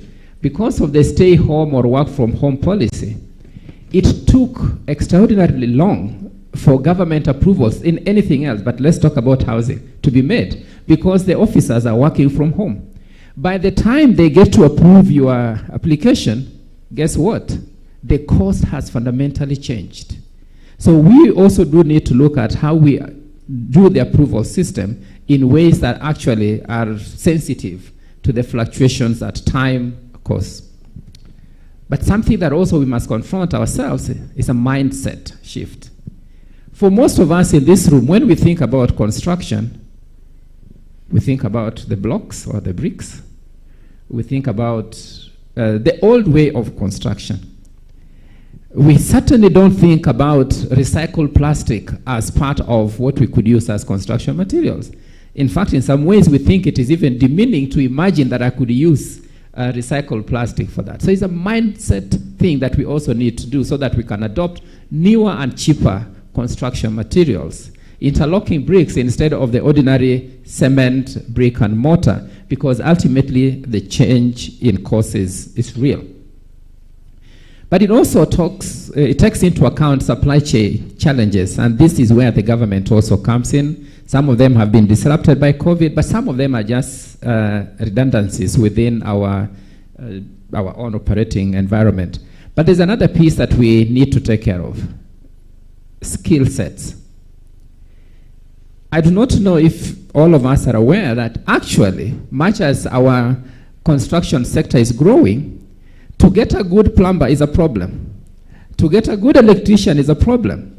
To get a good interior designer and all these other people that do this is a problem. So one of the things that we need, because the supply of that is very low and the demand is high, it also increases the cost. So we do need to work with government to even do recognition of prior learning so that we can be certifying a lot more young people. And by increasing the labor market, we are not only giving employment to young people, but we are actually reducing the cost of that labor, and therefore ultimately making it cheaper.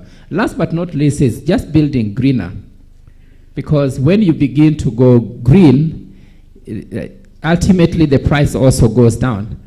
So that you are not also thinking about affordability just in the short term in terms of construction, but you are thinking affordability in the longer term game because of how you need to maintain your household or your house or home in the long term. Thank you. Thank you, Maurice. I think you've touched on a very critical component, going green, because operational cost of a house becomes a big saving in the long run. So you don't just look at the initial cost, which I mean most people focus on, but you look at the running cost of your home in many years to come, where you're able to recover that. As we come to the conclusion, I just want to give each one of these of you just a minute to give closing remarks, just a parting shot on the take home for the audience.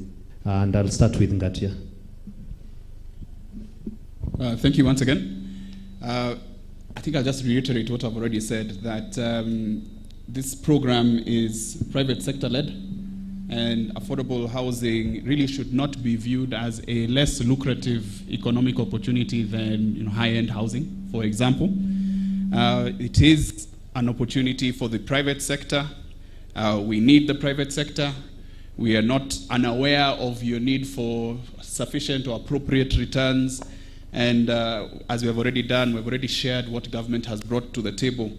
But we know there is more we can do, and forums like this are very helpful for us to understand that. So please come and tell us what more you think can be done. We are open to practical ideas and solutions, and really to ensuring that affordable housing makes business sense for everyone in this room. Thank you. George? Thank you. Thank you. I would say that, first of all, when we are in school, we learned that there are 3 basic human needs: food, clothing, and what? And shelter. So it means that really housing is very important for us. But for us to get there, we need to make it like we have agreed. It needs to be affordable. Let's use the locally available materials. Let the National Construction Authority come and certify the local artisans so that they can be able to upgrade their skills to be able to build better.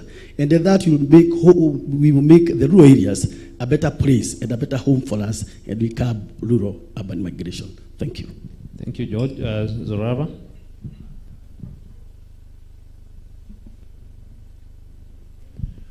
Thank you. So I'll just start by thanking KMRC for organizing the conference. It's really great to have the dialogue and the sector conversations going.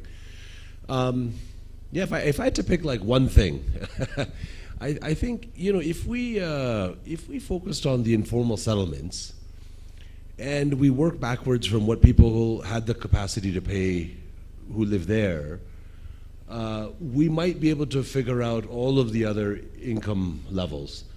And if one was to say, where is the need most required, right? Because I think, as we talked about food, clothing, shelter, we can also say that housing can be considered like a human right.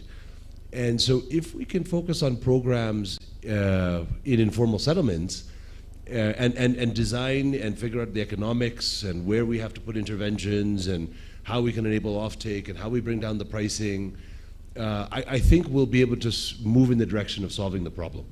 And so maybe it's the hardest part we start with, but things might just fall in line after that. But yeah, so excited that we're seeing progress in the sector.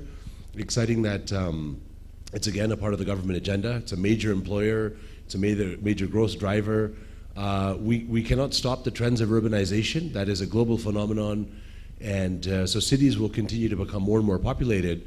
So if we don't address the problem, it will become more exasperated. And so thank you again for the Thank you, Zorava. Tyrus, in less than a minute. I think if you think about the conversations last year was about plans and intentions. This year is about, 60 projects have been listed. Private sector is active. When you go to Tatu City and there's a developer putting up, several hundred houses in a premium development like that, Ilisi and what have you. So I think this year's conversation is very much executional, which encourages me a lot. Banks are in the market.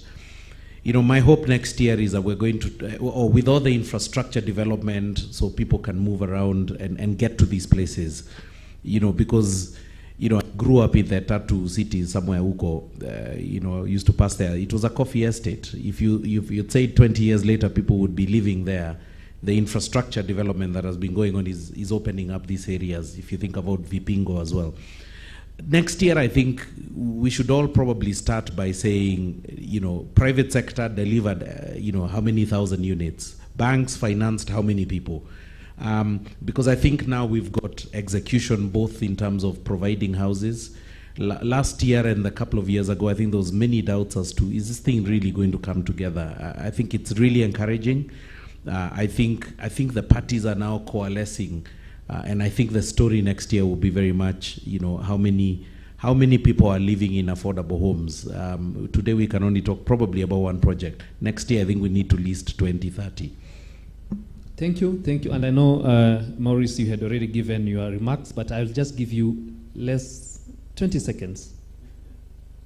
Thank you, Geoffrey. We must emphasize partnerships so that we can continue developing affordable products for micro-housing finance and other technologically viable solutions. Last but not least, let us bring more diverse voices into this conversation. How younger people think about homes or housing is very different from how some of us think about it. And because we are talking about their future, let us include them in that conversation. How women think about housing is very different from how men think about housing. So let's diversify the voices around the table. And let's be conscious when a voice is missing from the table. So we don't just ask who is here, let's also ask who is not here. Thank you. Thank you, Maurice. And I think at that point we'll take a question or two from the floor.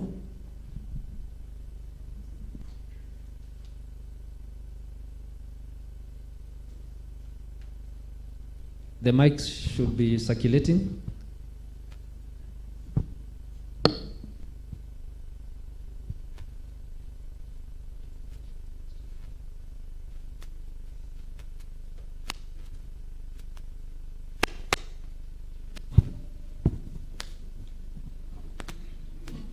Thank you very much for the presentations and the discussions. My name is Susan Araka from UN Habitat. Two things I've picked from the discussion so far is that you are using interchangeably affordable home ownership and affordable housing. We are kicking out rental people by assuming that for you to have affordable housing, you must own houses. And that brings me now to a question I have to KPDA. In the past 2 months, we have seen collapses of about five buildings. And these are developers who are funding themselves, assuming that if they are not using consultants, then they are not going through any financing, any financier. They are funding themselves. what are you doing as KPDA to capture that section of those developers, seeing that they are the major suppliers of housing? Actually, they are the main suppliers of affordable housing in the urban areas. And even the greed of them building beyond what has been approved is a statement enough to say that there is demand for the kind of housing that they are doing. And in the same light, also for Ngatia, what is the government doing towards these developers? Because you have emphasized so much that affordable housing supply is private sector driven. But these guys are building, and we are not seeing them anywhere in the profile of what the State Department is doing in terms of these private developers. They might be micro private developers. They are not doing 42,000 units. But even their 50 units and their 100 units count towards the housing supply. Thank you. Take another question, just one, so that we can, because of time. Thank you. My name is Marion Rono from Nairobi County, Director Housing, and I'll give a comment and a question. And I want to look at the perspective of county governments. And my comment more is to Ngatia. We know that we also heard this morning from the PS Treasury that the projects the government is doing have to make economic sense to the developer and to the buyer. For county governments, rent is one of the main sources of revenue. And I think I like what UN Habitat has also talked about, the issue of rental housing. And I think even as we think about housing, let's start thinking about our country and our cities 50, 60 years from now. We are talking so much about affordable housing from the home ownership point of view. How do we handle urbanization 20, 30 years from now? If we as county governments do housing and dispose it, what is the future of our country? Number two, I think I have a question to KWFT. Kindly tell us a little bit more, because I think your interest rates to the women are, I think, very high, but kindly tell us something a little bit about that. And then I think I have a comment in terms of how we are looking at housing, or how we need to look at housing. And I think I like what the parting shots of Ngatia and our brother from KPDA. Housing is not just, we cannot just look at housing in terms of one strategy. Can we look at housing in terms of various strategies and various players? Let's look at the slums. Who is doing housing in the slums? It's private sector. Most of the people that we have in the slums are actually tenants. So how do we think of even empowering those people who are doing housing in the slums? How can they be able to do better housing? Because we all don't have to be owners of housing to be able to live in decent housing. Thank you very much. A final one. Thank you. My name is Kevin Sanya from Fusion Estates.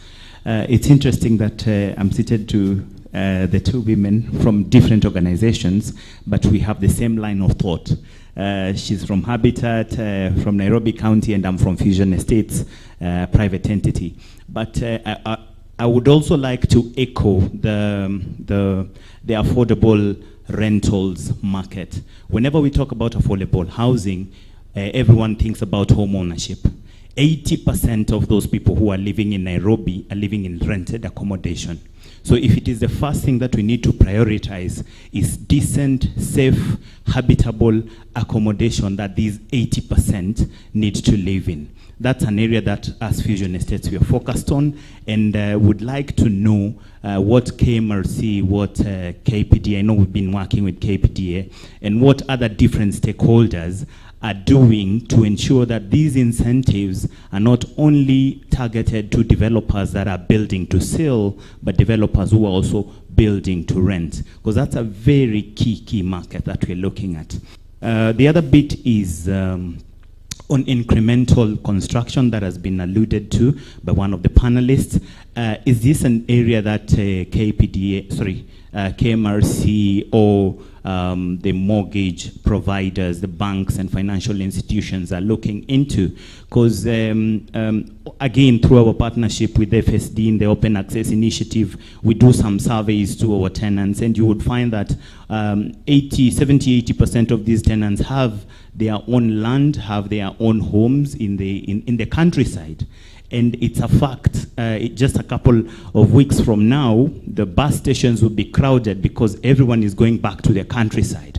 And in January, they'll be coming back to town. These people are not interested in owning something in town because they already have their ancestral land.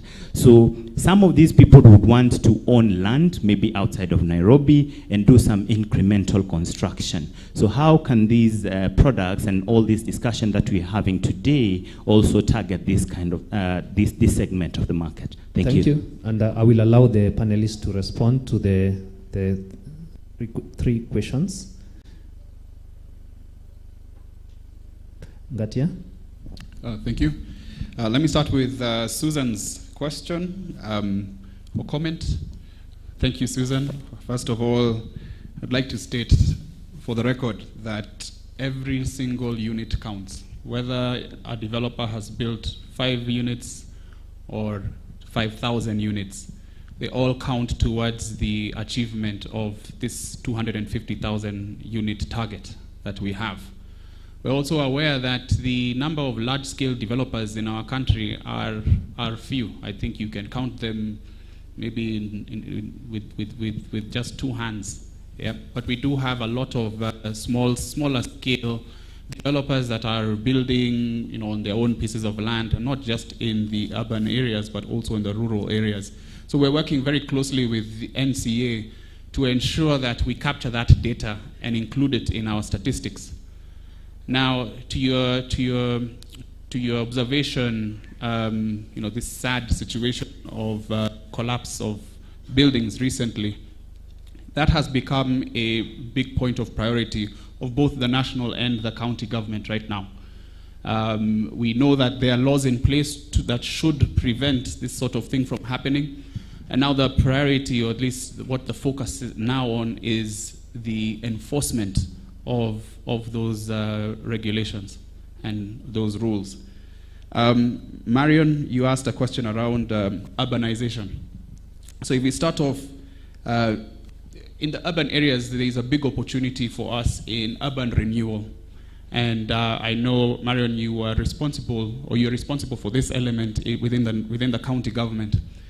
Let's use an example of Makongeni Estate as an example of an unoptimized or under-optimized piece of land that is very valuable and can really move the needle on our target.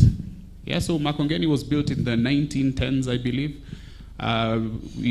Like what was discussed earlier, it's owned by the Kenya Railways pension scheme. Right now, I think there are about 1,000 units there, if that. But as per the new Makongeni master plan, there's the potential, the development potential to put up close to 30,000 units there.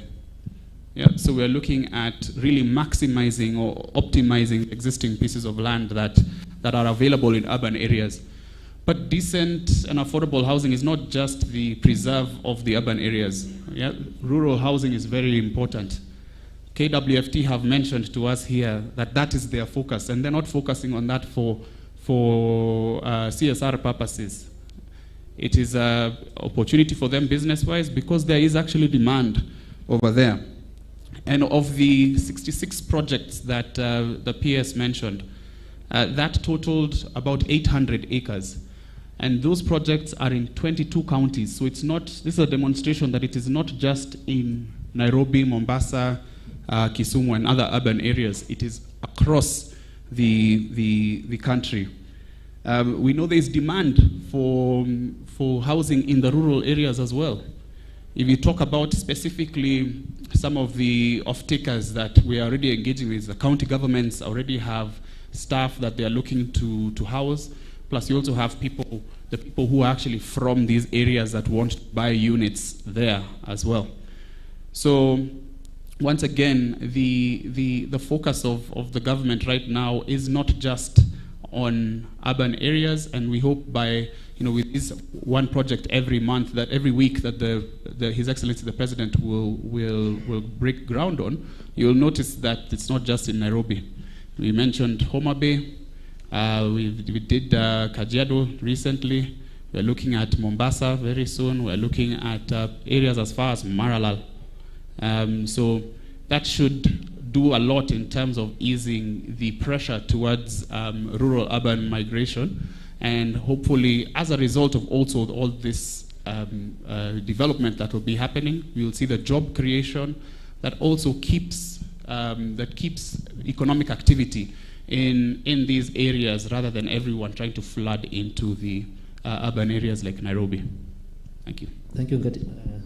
There was a question from KWFT, and I want to make it very clear that if you look at our model, even when we are talking about affordable housing, if you come to the commercial banks and the others, you'll be told about title deeds. The rural areas where we come from, the title is actually owned by one person who happens to be like my father, where I come from. So for us, we are not looking at mortgages, we are looking at affordable housing. We are not asking for collateral. We are asking for alternative collateral, and not the land itself. I would say there are many variables that determines the price that you charge as interest rate, but I would say that we are not able to satisfy the demand, and our prices are quite competitive in the market. Thank you. Zorava from a developer, there was a question touching on KPDA. Yeah. First I'll touch upon rental. I think it was something that came up with all three. So we think rental is an area where there's going to be a tremendous amount of growth. We agree that the city like Nairobi is 80% rental, and if you look at the quality of that rental, though, it's kind of across the board, and some of it is actually very low quality rental. And just another sort of example, if you look at informal settlement, so let's say Kibera is about 500,000 people, just to use a round number sake. It might be higher than that, people say a million, but so if you see the land that is sitting there, it is a plot ratio of generally 1, right? In real estate, we look at things as a multiple of the land. In an area like Kilimani in Kibera, you can have a plot ratio of 3 or 4, meaning can you have 3 or 4 times more people living there? In that same land area, can you have 1.5 million people living in that neighborhood? And it's possible, because we know that you build vertically, and when you build vertically, you can put more people per square meter or per acre of land. The big challenge becomes infrastructure. How do you coordinate such activities? And a lot of that, we believe, is heavily driven by counties. So we think counties have a big role to play when it comes into sustainable urban planning and regeneration of some of these neighborhoods. And just to underscore that, you can find some very new neighborhoods coming about, but it looks like they've been there for 10, 15 years. And that's just a lack of strong planning, lack of urban controls or design controls. So there's a huge role to play. But coming back to rental, we do have a program, I mentioned, called the REIT Incubator Program. It's a collaboration of a number of different organizations. And that program really is looking to mobilize institutional capital for rental housing. It's specifically for rental housing. We think REITs are an effective product because it's transparent, it's tradable, you got tax incentives. So we think it's a way of the future for rental housing, and we've got a program running that's going to be in full swing by next year. So that's just a comment there. I wanted to address this comment about buildings that have fallen, and generally I think it's correct in the sense to say that a lot of the buildings that we see put up are actually by SME developers. We call them SME developers. And as was pointed out, I think that you can only really count the large-scale developers, those who've put 1,000+ units on the market in 1 or 2 hands. The vast majority of the housing is built through SME developers. Now, in this particular issue, recently we did issue a letter or a press release about it, but beyond that, what we have is we have a program called our Capacity Building Program. And this program recognizes that the vast majority of developers are SME developers, and that they may require some capacity building, some education, some knowledge, perhaps some standards that they then need to either abide by or they need to sort of focus on. So we have a program to build that capacity where we work to influence with more design controls, more construction controls, that is there to really support the market. And then lastly, we have been involved in discussions around a developer regulatory board where we seek to be an active participant in that board and help to self-regulate the industry as well. So that was touching upon that last comment. Thanks. Thank you, Zarava. I think just a final response regarding the incremental housing development. I think there is support, even from KMRC funding, that the participating institutions are actually offering incremental housing loans in view of that they finance construction. They give construction facilities. So that is actually available from the participating institutions. Thank you. Geoffrey, may I just 2 minutes? No, less than 30 seconds on this. I think Marion also referred to counties own land and estates. They make revenue from it. So when we then develop and sell it off, what will the counties be making? There's this PPP issue that has also been discussed often, where perhaps there's an opportunity to partner county versus a private developer, change that housing estate that was built 100 years ago into 100 times more capacity, enable the developer to, operate it and get themselves paid back, in a period. I think there's an opportunity there that has been perhaps underexplored. How can a county government partner with a private, and I know there's a whole directorate of it, and I think there's an opportunity there too, because I think there was a question there, how do counties protect their revenues? If they sell off everything, they'll be left, not able to develop, infrastructure and so on. And I just wanted to throw that PPP opportunity. Thank you so much, Geoffrey, and to the panel. Please let's give them a round of applause just to appreciate their insight. Thank you so much, gentlemen. I will invite you to resume your seats. Sorry about that. I will invite you to resume your seats. Let me just give some guidance going forward, as we did in the session with the CS and PSs. If you're raising your hand for a question, please keep it one question, so that at least we redeem time, which we are really trying to redeem here. So next on stage, we have a presentation from the World Bank Group, and that is Housing Finance Global Perspectives. And I would like to invite Isfandiar Khan. And just to be sure that we're ready on the tech side with the presentation? Looks like we are. So yes, let's have the presentation. Welcome.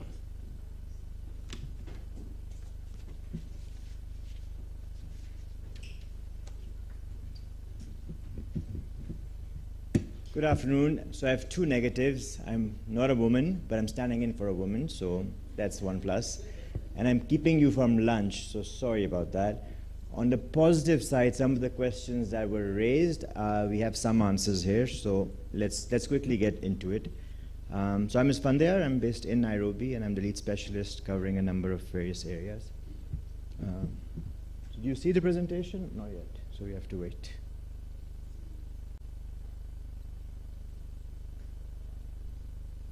All right. So we'll quickly get into things. So just an overview. So we've heard lots of things this morning about things that are Kenya specific. The request to the bank was having a bit of a global view of this, but it's always good to remind us. Next, or if you have a cursor, okay, I'll just tell you. Okay, so the direct impact of the housing sector: construction materials, tax income, direct job creation. Then there's a multiplier effect. We all know every house creates a large multiplier. Maintenance, utilities, rent, consumer spending, energy efficiency. You do have a partner in the government, in the industry, whenever you talk about housing, because the multiplier effect is massive. If you look at contribution to GDP, just 2 or 3 examples, Morocco actively, it is how much the construction sector in the case of Morocco, and since 2000.